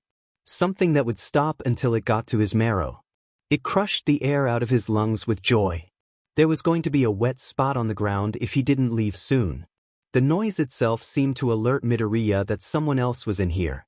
His head snapped up, eyes wide and staring at his own reflection. Pools of glowing blue illuminated what the increasing flickering lights could not. It was all he could do not to scream when Midoriya's head slowly turned to him. Izuku heard a noise or realized he'd been out of it probably too long. The energy that was vibrating gently through his veins sang in soft attention. It felt like something was slowly enveloping him in care and protection. He felt invincible. He also felt extremely sick. His organs were revolting this foreign thing. That's pretty cool. His eyes are glowing. Does he have night vision? Maybe a type of it? More to study later. For now, he should probably acknowledge the other boy in the room. Utter terror was not what he was expecting. Nor was the tickle in his throat that made him cough. Blood droplets spattered about. Oh God, his bloody nose got in his mouth. That's gross. The boy fainted. Just slumped on the ground like a dropped sack of potatoes. Way to make an impression. Izuku quickly and quietly slunk into the classroom before anyone could notice him. He can try the power thing again later. Fear polluted the room. The air was sharp, bitter, but felt heavy on the shoulders and fat in the lungs. Cold so chilling, Katsuki could feel his skin shift and his hairs raise. It was corrupted air, thick miasma, that leaked across the classroom. A wrongness that he could feel in his bones. It polluted the environment with something that made Katsuki feel sick and agitated. It pricked his eyes and prickled his skin. As red met green, Katsuki realized where the feeling came from. Thank whatever granted his small pleads of mercy that those eyes weren't clouded. Even that couldn't save Katsuki from his sins. His mouth refused to work. To say something. Anything. His gums felt fizzy like he'd just bitten into an ice cube. Bile was creeping up his throat. He didn't know what to do. And that was how Katsuki found himself sitting at his desk, numbly gazing at the chalkboard, as all his regrets burrowed into his back. Driven in by those not-so-empty eyes. He couldn't handle whatever this was. He couldn't do it. It was easier to drown in anger than choke on this writhing disgust. It was easier to have his blood boil than feel shame. Why the heck is he so angry? He's always angry. He just hates me more than anyone else. That just makes me have more questions. Are you asking? Why he hates me? To be honest, I only have a few ideas. Izuku half-focused on Danny, waited for his name in roll call. The atmosphere of the room was stilted. His peers seemed either confused or freaked out. Consistently looking over at him, only to quickly look away once their eyes met green. The sensei's eyes flitted about the room, tense by the behavior of his students.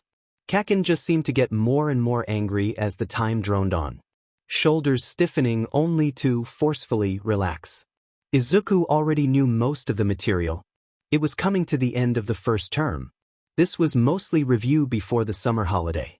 10 months before senior schooling and, hopefully, attending UE with Danny's help. Maybe they should get more focused on a training schedule? We can deal with that later. I do want to know why he might dislike you, even though nothing is an excuse for treating someone like a punching bag. It's kinda embarrassing? I mean, I'd always cling on to him when we were younger. Ever when I was the butt of most of his jokes. He was my first friend and my first crush. I tried to tell him how I felt and he shut me down immediately. Said I was creepy and stupid and worthless.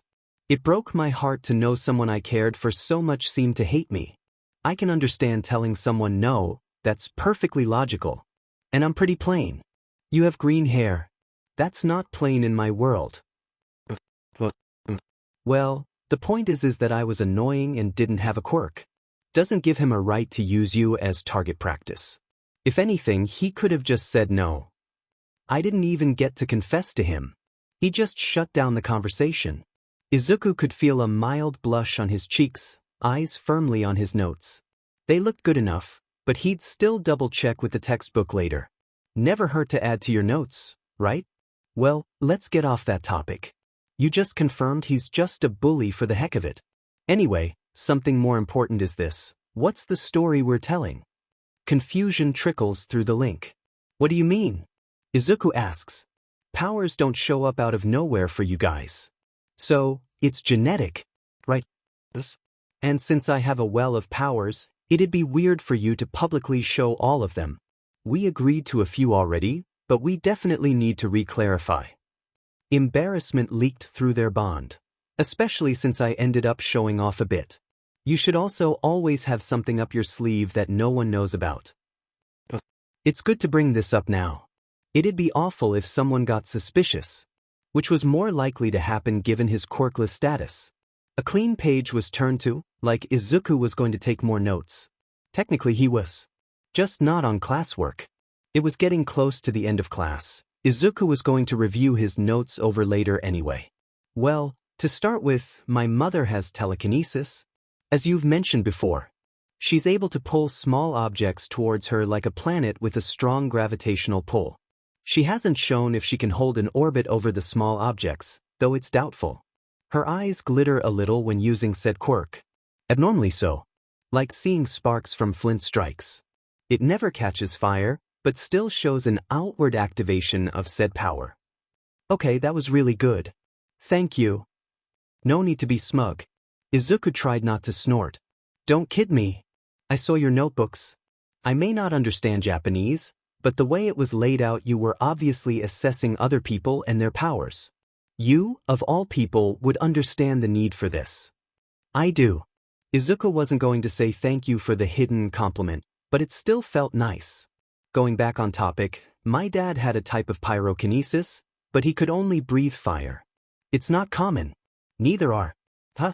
That's pretty cool. I have cryokinesis. It's unique to me in my world. My enemy had a core that tasted like fire, but he never used it on me. I don't know if he knew he had it. I don't think he ever really found out about me having elemental abilities either. What powers don't you have? A lot. As I just said, despite creating plasma blasts or structures, I don't have fire or electrical affinities. I don't have control over water either, despite having it over ice. Ground and plants are much the same, I don't have a hand for it. I can't control emotions, though I can mentally connect with or overshadow someone. I may physically be one of the strongest in your world, but I doubt I am the strongest. I still need food. I still need to sleep. I'm not unfailing. And because I'm part ghost, and ghosts are driven and thrive by their obsessions, when I fail in protecting others it can act as a physical wound. Mental and emotional pain is worse than physical pain to a being made of the metaphysical. This can cause me to lose control or even lose powers, though temporarily. A loaded pause halts Izuku. Your emotions may affect how well you can use my powers. They may even affect my use of my powers. Well, I guess I'm going to have to learn to not be a crybaby, huh? Izuku meant it in a teasing way, but it couldn't mask his fear and trepidation. It is completely healthy to cry. It's not healthy to keep it all in. We can use my levitation, telekinesis, and maybe other powers. We can play it off as a stronger form of your mother's quirk. Izuku mentally righted himself. Some people can have two powers. From both parents. And you've already shown plasma. We can save that for later. No one needs to know right now. Besides the doctor. We can play it off as your powers being stronger due to recent activation. Probably for the best. And then the bell rang. We can talk more about this later if you want. No, I don't usually eat lunch at school. We can keep going right here. You're going to have to change that quickly. Your body will need a lot to help sustain it when we work out. We can come up with a plan for that later. I really don't want to be near other people for right now. A shadow fell over the greenette, who peeked from under his bangs to see burning red eyes. What the F dash, you useless piece of sheet, was practically hissed out. What did I do, Kakin? Izuku could feel anger start to form in the other boy. You gonna throw yourself out another window, you effing coward? You can't take getting the sheet kicked out of you, so you try to kill yourself? Oh no. This wasn't going to end well. Izuku was crushed under the weight of Katsuki's hate and Danny's building anger, scrunched in on himself and shaking. Danny was beginning to seethe. Power itched under Izuku's skin. The Katsuki ugly sneered. And after all that, you're still FING useless. You tried to take my advice, huh? And you even failed to kill yourself. And a small burst of power violently tossed Katsuki into the chalkboard, only to land on his face in the floor. Gasps echoed and Izuku further shrank in on himself. Hee hee. Katsuki then coughed and slowly got back up. So, you finally have a quirk? He tossed his head back and laughed harder. It slowly calmed down, leaving strangely satisfied red eyes. Guess I was right. You just need the right push. He smirked and swaggered back to his seat. It took a while for Izuku to calm from his shaking. His peers left him alone for the rest of the lunch. And the rest of the day. Katsuki didn't try to stop him from leaving either. Sir, I have to inform you of something. I'm not too sure about. Oh, did you find a new quirk? Of a sort. I had an old patient come in. One I previously diagnosed as Quirkless. He came in with what I thought was a late quirk. But, no matter how many times I scanned his DNA, I could find no traces of a quirk factor. That is interesting. Though, you wouldn't be calling me if this was all you had. No, sir. You see, I, found something else in the child's DNA. Doesn't seem to be fully human. F-dash, F-dash, F-dash, F-dash, F-dash, F-dash, F-dash, F-dash.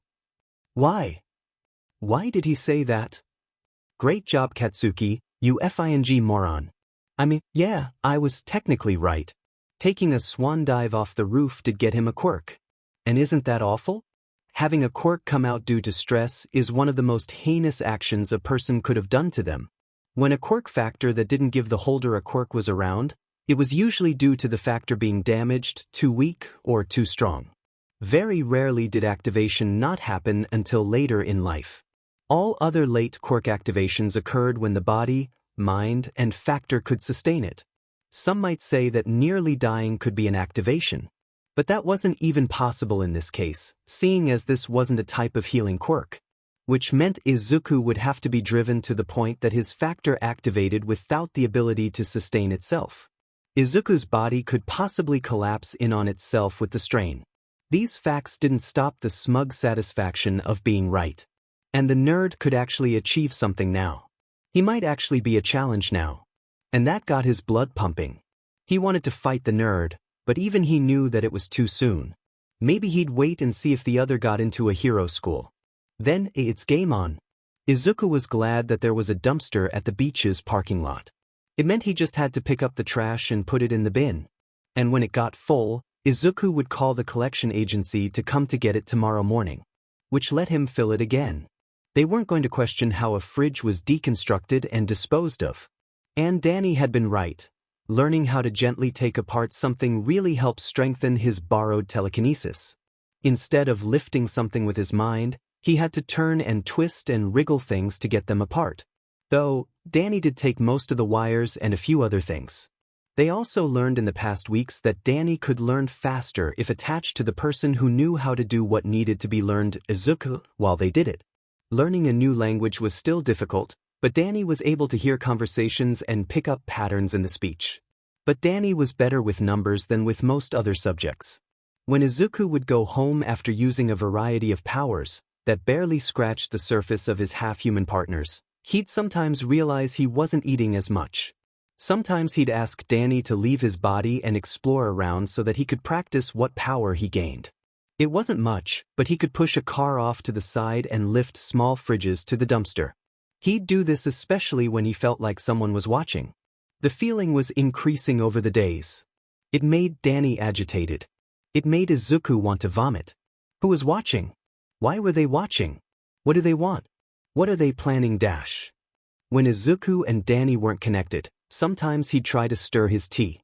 Moving the spoon with his mind was slow and occasionally nausea-inducing.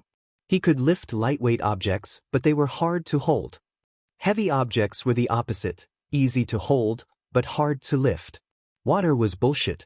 Sometimes he'd stay up late at night. Danny would try to sleep or was floating somewhere, or was playing with a pile of scrap for the beach, or was stargazing. Izuku would sometimes join him. He wasn't sleeping much either. Light pollution used to be a reason he'd only stargaze when camping as a child. But it was getting easier to see the stars. Lying awake in bed was another way to see the faint glowing of veins at his wrist, though it only occurred after pushing himself farther. Watching the glow at night, dim as it was, confirmed how hard he worked, and how much he could do on his own when the time would come. It was not visible in Danny's presence, who was a thrumming, ever-changing, shifting light that made Izuku realize how he felt like he got to sleep next to a living, breathing star. Izuku found old holographic stickers when he went through his old boxes. He had been putting up some of his merch. Not because Danny disliked how passionate Izuku was about becoming a hero, but because of how angry the sight of All Might made the other boy. Especially since it made Izuku feel sad every time he reflected on that day. Danny was quick to ask if Izuku used the stickers or was saving them. The way his eyes glowed and scrunched into a smile made Izuku feel just as giddy. Waking up in the morning with stickers on his freckles was probably one of the best ways to start his morning before school started. Why 2 toothpaste? Danny was catching Japanese quicker than Izuku thought he would. Which was good, since that meant that they didn't need to be connected 24/7 to communicate. Though, it's definitely weird now that Izuku had gotten used to having someone in his head all the time. They still stayed attached while Izuku was at school, and for half of his training, but it wasn't the same. It was so Danny could repeat on his own and prove he learned, but it was still an uncomfortable sensation. Why 2 kinds of toothpaste? Danny paused, eyes shifting upward like he was trying to connect something in his head. Yes. Why 2 kinds of toothpaste? One is for the morning. One is for the night. Izuku slowly explained, hoping the shorter sentences would help. Why? This one, Izuku holds up the one he was using, is for the morning. It is mint, citrus. Izuku points to the orange depicted on the package. The mention of the mixture caused Danny to shudder, and a few other things. Like, Danny reattached his tail to the base of Izuku's skull so he could understand the words. Settling under the familiar feeling, Izuku continues. It's mint, citrus. Izuku felt Danny's disgust. Ginseng, green tea, and vitamin B. It gets you a little boost to wake up and protects enamel. The night one, Izuku then lifts the next tube, is spearmint with chamomile, valerian, and serenoa repens. It helps clean and soothe your mouth after the day. Both promote general health. Well, that's definitely different from my time. Not everyone uses these specifically. But using just a solid mint with fluoride isn't seen much anymore. It was always the little conversations that showed these differences. Hey, do pandas still exist? Sorry. They went extinct a long time ago. I think almost 200 years have passed since they stopped trying to clone one into re-existence. Izuku felt so bad seeing Danny wilt. For a person with no real face, he was very expressive. I really wanted to see one. Wait, what do you mean, no real face? Izuku stood, gobsmacked. He didn't know how to break it to the poor boy. Izuku, I have a face. In this form, a normal human, or even a contaminated one apparently, you can't really make it out. Your brain can't process it. I do have a face though. In this form? I'm still half human, remember? Well, yes. But, are you saying that you can shift your face? Izuku, I can fully shift between human and ghost. Danny was wondering how they got to this point. I guess this is my fault, huh? Well, how about it? Your mom's out shopping right now. I can just show you my human half? That would probably help. Izuku shook his head. How did you not tell me this? I admit I forgot. Danny rubbed the back of his neck sheepishly. He completely detached from Izuku, forming legs and standing on the floor. Which was, frankly, weird to see at this point. A ring of light appeared at his middle. Splitting into 2, they ran opposite ways. Going from black, white, and green to black, white, and blue. Well, at least this one had skin. And had a form that wasn't composed of unholy light from a plane of death. How long have you been wearing those jeans? escaped his mouth before he even made a cohesive thought. Since before here? Danny choppily said in Japanese. Yeah, no. Izuku charged to his room and proceeded to root through his dresser. As Danny entered the room, Izuku threw a pair of workout shorts and a baggy tee at the other boy. Take those nasty clothes off. I'll toss them in the wash. Seeing this version smile was somehow just as warming as the ghost side smile. Except Izuku could see actual blue eyes peek out from under black hair. Which reminded him. Actually, don't put those clothes on yet. Go take a shower. How can you go for nearly 2 months without bathing? It's barely 20 minutes later. Izuku feels like he's made a mistake. Danny is taller than Izuku, with more definition on his muscles. Light scars zigzag up his arm and little starbursts pepper everywhere else. They look similar to Izuku's. Danny has widely dispersed beauty marks here and there, peeking from where the shirt lifted. Maybe light freckles as well? When Izuku first met Danny, the older boy was only an inch or so taller than him. But now that difference really is showing. Danny was almost a whole head taller than him. The only consultation for Izuku is the 300 years in evolution making everyone taller. The average height in Japanese men was 170 centimeters, or 5 feet 7 inches, and the average height for Americans was 175, or 5 feet 9 inches, back in Danny's time. Now, though, a Japanese man is usually 6 feet 4 inches and an American is 6 foot so, there was a good chance that, even if Izuku was shorter compared to his peers in adulthood, he'd be as tall as Danny. But for now, Izuku was 5 feet 5 inches and Danny was probably 5 foot. Once fluffy, black hair is now slicked back by water. It kinda made Danny look dangerous. Or classy. Maybe the better word was powerful? But that sounds too pretentious. He looked like a gymnast. If a gymnast got stuck in the apocalypse and had to fight tooth and nail to survive for a couple years. 'Cause he knows Danny doesn't need to eat much, given his condition.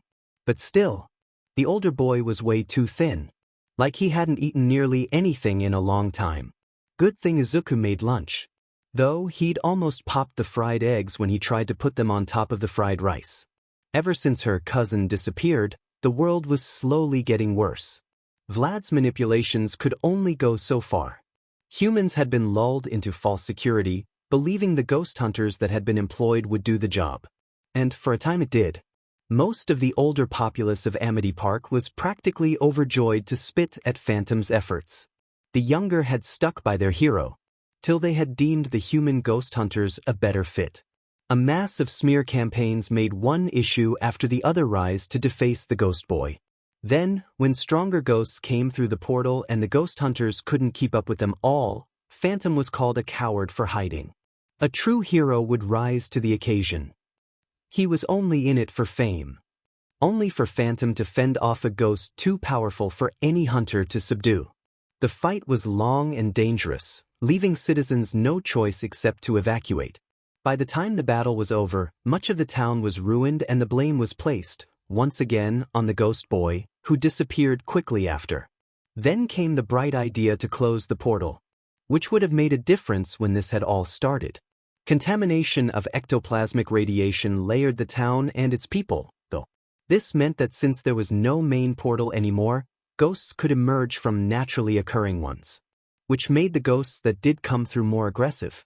And the government deemed that people could no longer enter or leave the town, due to the possibility of it spreading, which was aided by the discovery that the mayor's mansion in Wisconsin was also a hazard due to a similar portal. That lab was destroyed to keep people from getting contaminated, seeing as wildlife in the area were coming back as ghosts. It was brought up that Amity Park might have a defined line of contamination due to the probability that it was considered a ghost's haunt, meaning that a very powerful ghost had claimed it as territory, which would explain why ghosts that entered the town would immediately want to fight. And because they called for Phantom, it wasn't difficult to lay the problem onto someone else's shoulders. When Daniel James Fenton, son of well-known ghost hunters, went missing and the main portal was destroyed, the town went into an uproar. Hunting became more aggressive. Val, the Red Huntress, and Jazz, Danny's sister, became some of the only people she could talk to. Sam and Tucker were banned by Jazz from coming anywhere near the house. Whenever Ellie tried to ask about it, Jazz would say that she'd tell her later. She'd hear the other girl mutter about footage from the house revealing true colors. Ellie had a feeling the two had a hand in some of this, so she didn't talk to the other teens. Said teens joined Vlad's hunters. Val was being shamed for her betrayal and siding with ghosts. It was getting more and more difficult to hide from the eldest alpha. Ghosts were chasing her down in the hopes of their own gain. A large bounty on her head. She has no doubts that with Danny gone, Vlad wants to complete the experiments from before. The only bright side to all of this was that some of the ghosts that respected or liked Danny would come to visit. Kyujo was such a good boy. Wolf was kind. Both could make their own portals, which is how others visited or how she went to go visit them. Ellie wasn't traveling the world anymore, too dangerous for the time being. She remembered breaking down crying with Kyujo in her arms. It was getting too much for her. The puppy in her arms whimpered, sad that Ellie was so heartbroken. A soft whimper bark broke her out of her sadness for a moment. She smiled down at the loyal pooch in her lap. Wet and watery, she laughed. You're such a good boy. You try so hard to make me happy and protect me, just like Danny. I really miss him, you know? I bet you do too. I just wish I could find Danny. No place feels like home without being able to go to him. Br? Kyujo inquired, tilting his head as if to think. He suddenly perked up, happy he could maybe help. A quick, happy bark and he jumped out of her lap. Tail wagging, he started sniffing around the room, which had been Danny's before Jazz let her hide here to rest. What do you go? Why didn't I think of that? You can sniff Danny out. Here. She dug through a hamper of dirty clothes, pulling out a shirt from the bottom. Bringing it over to let Kyujo sniff, she continued, Will you help me find Danny? If anyone can, it's you. A bark was given, a portal ripped open, a scruff behind his ear for good luck, and the room was empty. Find him, Kyujo. I know you can. And with that, she ran off to tell Jazz. Despite Yagi's hero persona, never let it be said that he wasn't a coward. How do you face a suicidal child you essentially talked into jumping? He felt dirty, like sewage scum has grimed his soul. And when Yagi found the kid cleaning the beach, the icky feeling creeped up his throat, preventing him from speaking to the boy. That talk needed to happen soon. The longer he waited, the less time he had to train the kid, if he accepted Yagi's offer. From his observations, it seems Midoriya did have a quirk, which meant that it was very likely he gained it when he tried to, which is awful. Quirks gained after the initial first one, or later in life than normal, tend to cause damage to the wielder's mind and body. If it's activated through stressful situations, it can be even worse. What with how he acts, Midoriya is likely untrusting of everyone, right now, and probably hasn't gone to a quirk counselor or trainer. Which means the little bit of practice he gets on the beach is all he has. And if Yagi confronts Midoriya, and the boy doesn't feel safe, he won't come to the beach. Which means he most likely won't train his new quirk. And that could be detrimental to Izuku's physical and mental well-being. The only way around the problem would be to catch him outside of school boundaries, so he doesn't think he's being stalked, and away from the beach, so he still has a safe place to go to. Much more difficult to actually follow through with, due to the boy's instincts telling him when he's being followed and thus disappearing quickly. Midoriya has good instincts that would definitely be valuable to his future career, though. Yagi is thankful for that, despite having similar reasons as to why he has such great instincts. It's rather sad when one decides to think about it. Yagi does a little snooping and finds that, while Midoriya has confirmed he has a quirk in his documents, he has yet to name it. Under the terms that he is still discovering exactly what it does. Minor telekinesis and temporary plasma constructs are at the top of the list, as confirmed by a mandatory doctor's visit. Yagi checks the date of the appointment, nauseated to confirm exactly how the quirk activated. A little more reading reveals that, somehow, the activation of his quirk changes his body's normal conditions. Different temperature, different heart rate, even changing the structure of his blood. It's for the best if Yagi asks Midoriya before he comes up with a name, so it can just seem to be another part of his newly discovered quirk. Quirk registration was an event Izuku never thought he'd have. Now he got to, and it wasn't even for a quirk. So, of course, he was going to stall. He didn't know what to name his quirk, and calling his new powers Phantom was out of the question. He was presenting his powers as stronger versions of his parents' quirks of telekinesis and pyrokinesis. Danny, obviously, wanted it to be space-themed. Though, a problem arose when Izuku suggested Pluto. Look, I don't want to hurt your feelings, but using the name of a god is not only cliché, but tacky as well. Cheesy names and puns are completely fine, but probably not the best either. I was called Invisible before I made my name more public, a pun on ghost invisibility. At Izuku's grimace, Danny's cheeky grin returned with a pft and snort. Yeah, exactly. A hero name, and subsequently power names, should all be able to be said without it being ridiculous. If a 12-year-old came up to you and said their name was Zeus because they can control lightning, or that their power was called Eris's apple because they can create general chaos and their favorite fruit was an apple, you wouldn't be able to take them seriously. It's best to avoid names from gods, mythos, or historical figures. Otherwise, you have to live up to the name and embody it or succeed it in grandeur. Also, Pluto sounds like the name of a dog. But Dash? Your name is Phantom.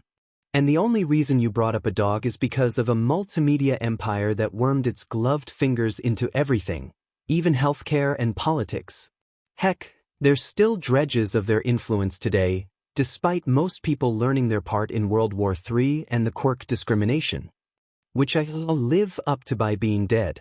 Also, it was my way of pulling a Clark Kent. Fenton and Phantom are so similar sounding and look alike, but personalities are so different that you'd look at all the evidence and toss it out the window. I also need some history articles on that Disney stuff. Holy shit. I wonder how it could still pop up if everyone who was influenced by it is dead. That makes sense.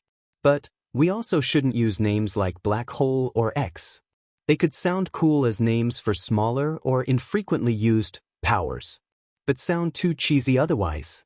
Yeah, it's weird. Like a rich immortal is still buying Disney merch. Probably. Agreed. Hey Midoriya. What perfect timing. And all Izuku could do was freeze. Danny wanted to see the retro arcade and maybe play through possessing more of Izuku's motor functions. Having fun and testing the limits between them. He also wanted to see the space theme they had going for laser tag. They both saw the blonde hero's deflated form playing old Paper Mario games and decided to ignore him. But that clearly didn't work.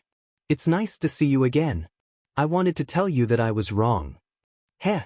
Dumbfounded and confused didn't cover how the two felt. Which let all might continue. I was wrong in my assessment of you. You more than proved that you don't need a quirk to be a hero when you saved that boy from the sludge villain. Biba Dash? I broke the law.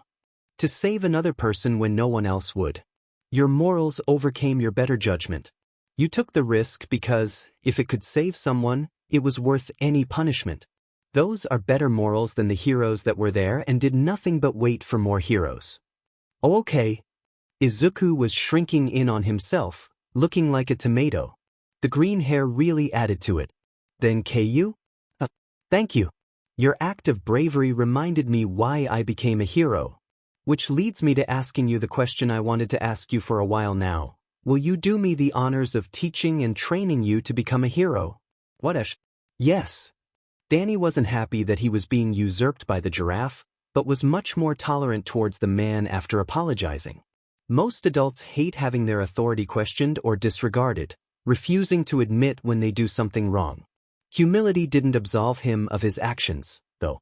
Offering Izuku his transferable quirk was definitely a great deal. One that he knew Izuku could use well. That night is spent giddy on the roof of the complex, staring up into the night sky. Izuku is able to see more stars every night compared to the last. Hey, Danny? I think I know what I want to name my quirk as. Izuku mumbles, still buzzing and wide-eyed, but quiet in contemplation and awe. What was that word that is like the real-life version of the stars aligning and fate? An aspect. Yeah, that's it. It's perfect. Would you mind me asking why? It's 'cause everything feels like some kind of fate or destiny coming together. Out of all of time and space, you managed to come to my world. into my life. Choosing me. I know it won't remain idealistic forever. I feel guilty that I'm kinda happy you left your world and decided to stay with me. I thought we were going to steer away from cheesy names. Izuku's embarrassment showed his freckles glowed more brightly with his blushing. Don't worry. I feel the same way. Aspect it is. Now we just need to make our hero names. Following All Might's training regimen was too easy after a week. The hero looked mildly surprised, but advanced small parts to see if Izuku really needed a more intense training schedule. Which, alright, Danny had to admit that it was easier to train when you had someone who knows what they're doing. Better than getting beat into a wall and hoping you don't stick. The Halfa decided to join in as his human side. Obviously, only either at home or at night. While Izuku was looking at the stars or another gadget, Danny worked together. Danny was trained in a variety of martial arts hodgepodge together by his mother, weapons training by his father, and his sister may not have been a professional psychologist yet, but she was one of the best he knew when it came to the mind, leading to an increase in food intake for both boys. Which meant that Danny taught Izuku how to cook more. And Izuku decided that meant he had to teach the other how to make desserts. It was always interesting in the kitchen when the two collided. Danny loved fried ice cream. Izuku was happily surprised by a classic Chicago-style popcorn. Danny tried to make katsudon for Izuku, but the boy was slightly horrified when he heard about double frying the pork cutlets. Izuku tried to make pumpkin pie, but the crust shrunk so bad and became a miniature, and there was so much filling left that they decided to cook it and then put it into yogurt, which was really good. The training progress Izuku went through also had the effect of binding the ectoplasm more firmly into his muscle tissue and blood. Whereas Danny will probably always appear lanky, even though he does have a few more years of aging before his body freezes in time. But he'll always be on the lanky side. Izuku, despite being a little short, will at least be more muscular. Danny, though, may gain his dad's massive height if Dan had been an indication. Vlad's muscles and Danny's full-aged height both shrunk to even out between them. And Danny really needs to bring this up to Izuku. Cause Danny will freeze when he's done with development, probably between 23 and Izuku might take longer. Seeing as he's the sole recipient of ectoplasmic radiation and is contained due to their temporary symbiosis. Exposure is slow working. If Danny left now, Izuku could get very sick. And Danny could become stressed as well. Explaining that to Izuku also brought up the fact neither of them really talked this through. Talked some, but there was still much to go through. So, if I'll get sick, maybe even die, if you're not connected to me for too long? What's that limit? I don't know, and honestly don't want to find out. I haven't left you for more than an hour, or so, at a time because of this. Yeah, I notice that you get stressed if I take long showers or if we lose track of time while training. Izuku's contemplation was palpable. Danny obviously kept quiet as Izuku worked through what he wanted to ask. So, if I can change through radiation exposure to your ectoplasm, will others also be at risk for exposure when I fully turn? Ectoplasm tends to stay in an area where it's generated. Ghosts do generate a small amount, as it's connected to the conscience in their core. Most ghosts stay in the zone so their forms have enough energy to exist without feeding of their core. They generally have a lair where their own ectoplasm mixes with the natural atmosphere of the zone. Then what about you? Is it because you're a Halfa that you don't need to be in the zone? Since you already have a physical form that doesn't rely on ectoplasm. Izuku is rapidly writing down the information, theories, and questions in his My Quirk analysis. Danny really wants to figure out how Izuku does that without the other noticing. Yes and no. I don't need to be in the zone because of my human half. But because I have that human half, I don't have a lair. Due to my powers forming over time, the area around me also became affected to eventually simulate one. I think I should explain something before continuing. Izuku pauses, then turns to a blank page to continue. Ghosts can stay in the realms of the living. They need an anchor to do so. That anchor usually aligns with their obsession or their death. You've probably heard of haunted houses. Those are real. I guess that would explain more about folklore and paranormal. Page flipped. How does he take so many notes? A place can be much more difficult to turn into a haunted than an object. At least, most of the time.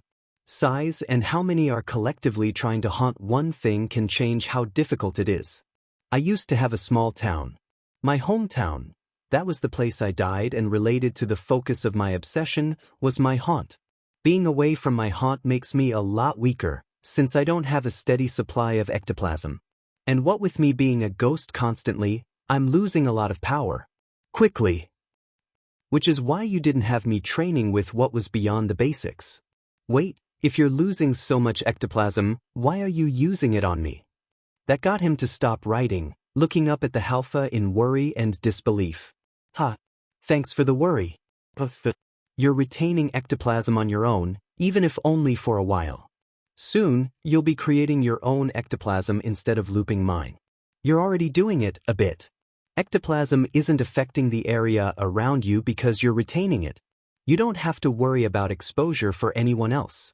You've become a conduit for my ectoplasm, and in turn, I'm becoming a conduit for yours.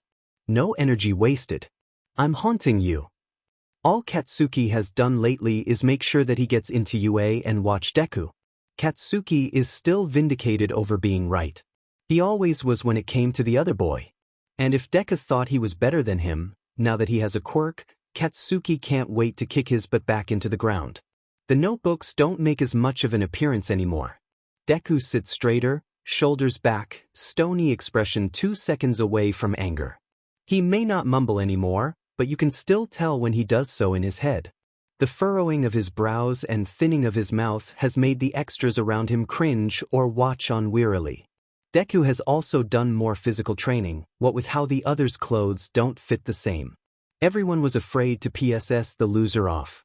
The teachers even avoiding calling on him. Some flinched when all his focus was on them. Deku still has good grades. And that feeling of terror still perfumed the air around the other. Not like he noticed. Maybe it was part of his quirk and he didn't know how to turn it off yet? Or, more likely, didn't even know that it was happening. With all that, Katsuki would have thought it was a blessing that Deku didn't focus on Kaken anymore. The other thinks he's too good to look in Katsuki's direction. Now that he has a quirk, he doesn't need to focus on anyone else, despite them being better than he was. Katsuki is stronger. He doesn't mind reminding the fucker of this fact. This was something I was told once. Something you receive because you're lucky and something you are given because you are recognized are different in essence. All Might said, the strand of hair he plucked glimmering between his pinched fingers. Is All Might's hair affected by his quirk, or does he just have super healthy hair? It seems to stand up on its own when the quirk is activated. His idol brings his hand closer to Izuku. Eat this. That's so disgusting. It doesn't really matter what it is as long as you take in my DNA. All Might seemed sheepish he didn't bring this up before, rubbing his neck. I'm disconnecting. It's disgusting, yeah, but don't leave me to this. I don't know how your body, or mine will react. I'd rather you be the one to get this, anyway. Don't even try to pretend that's the reason. It is. I don't want more power. I'm already close to OP for your world. While All Might thought Izuku shivered in revulsion, it was really because Danny dipped out. His body is unused to the unnatural chill not being there. For Danny, though, time slowed and stopped just as Izuku was about to ingest the blonde strand. He could feel the weight of someone's gaze if just for a moment. Most would be terrified. And he was. But he was also grateful. Danny smiled up at the sky, hoping to convey his appreciation towards the Time Master. I should have guessed you were behind this. As he looked back towards the scene in front of him, Danny realized he didn't mind this meddling in his life. Too much any. Of course, Clockwork would have had a hand in this. Thank you. And time continued on.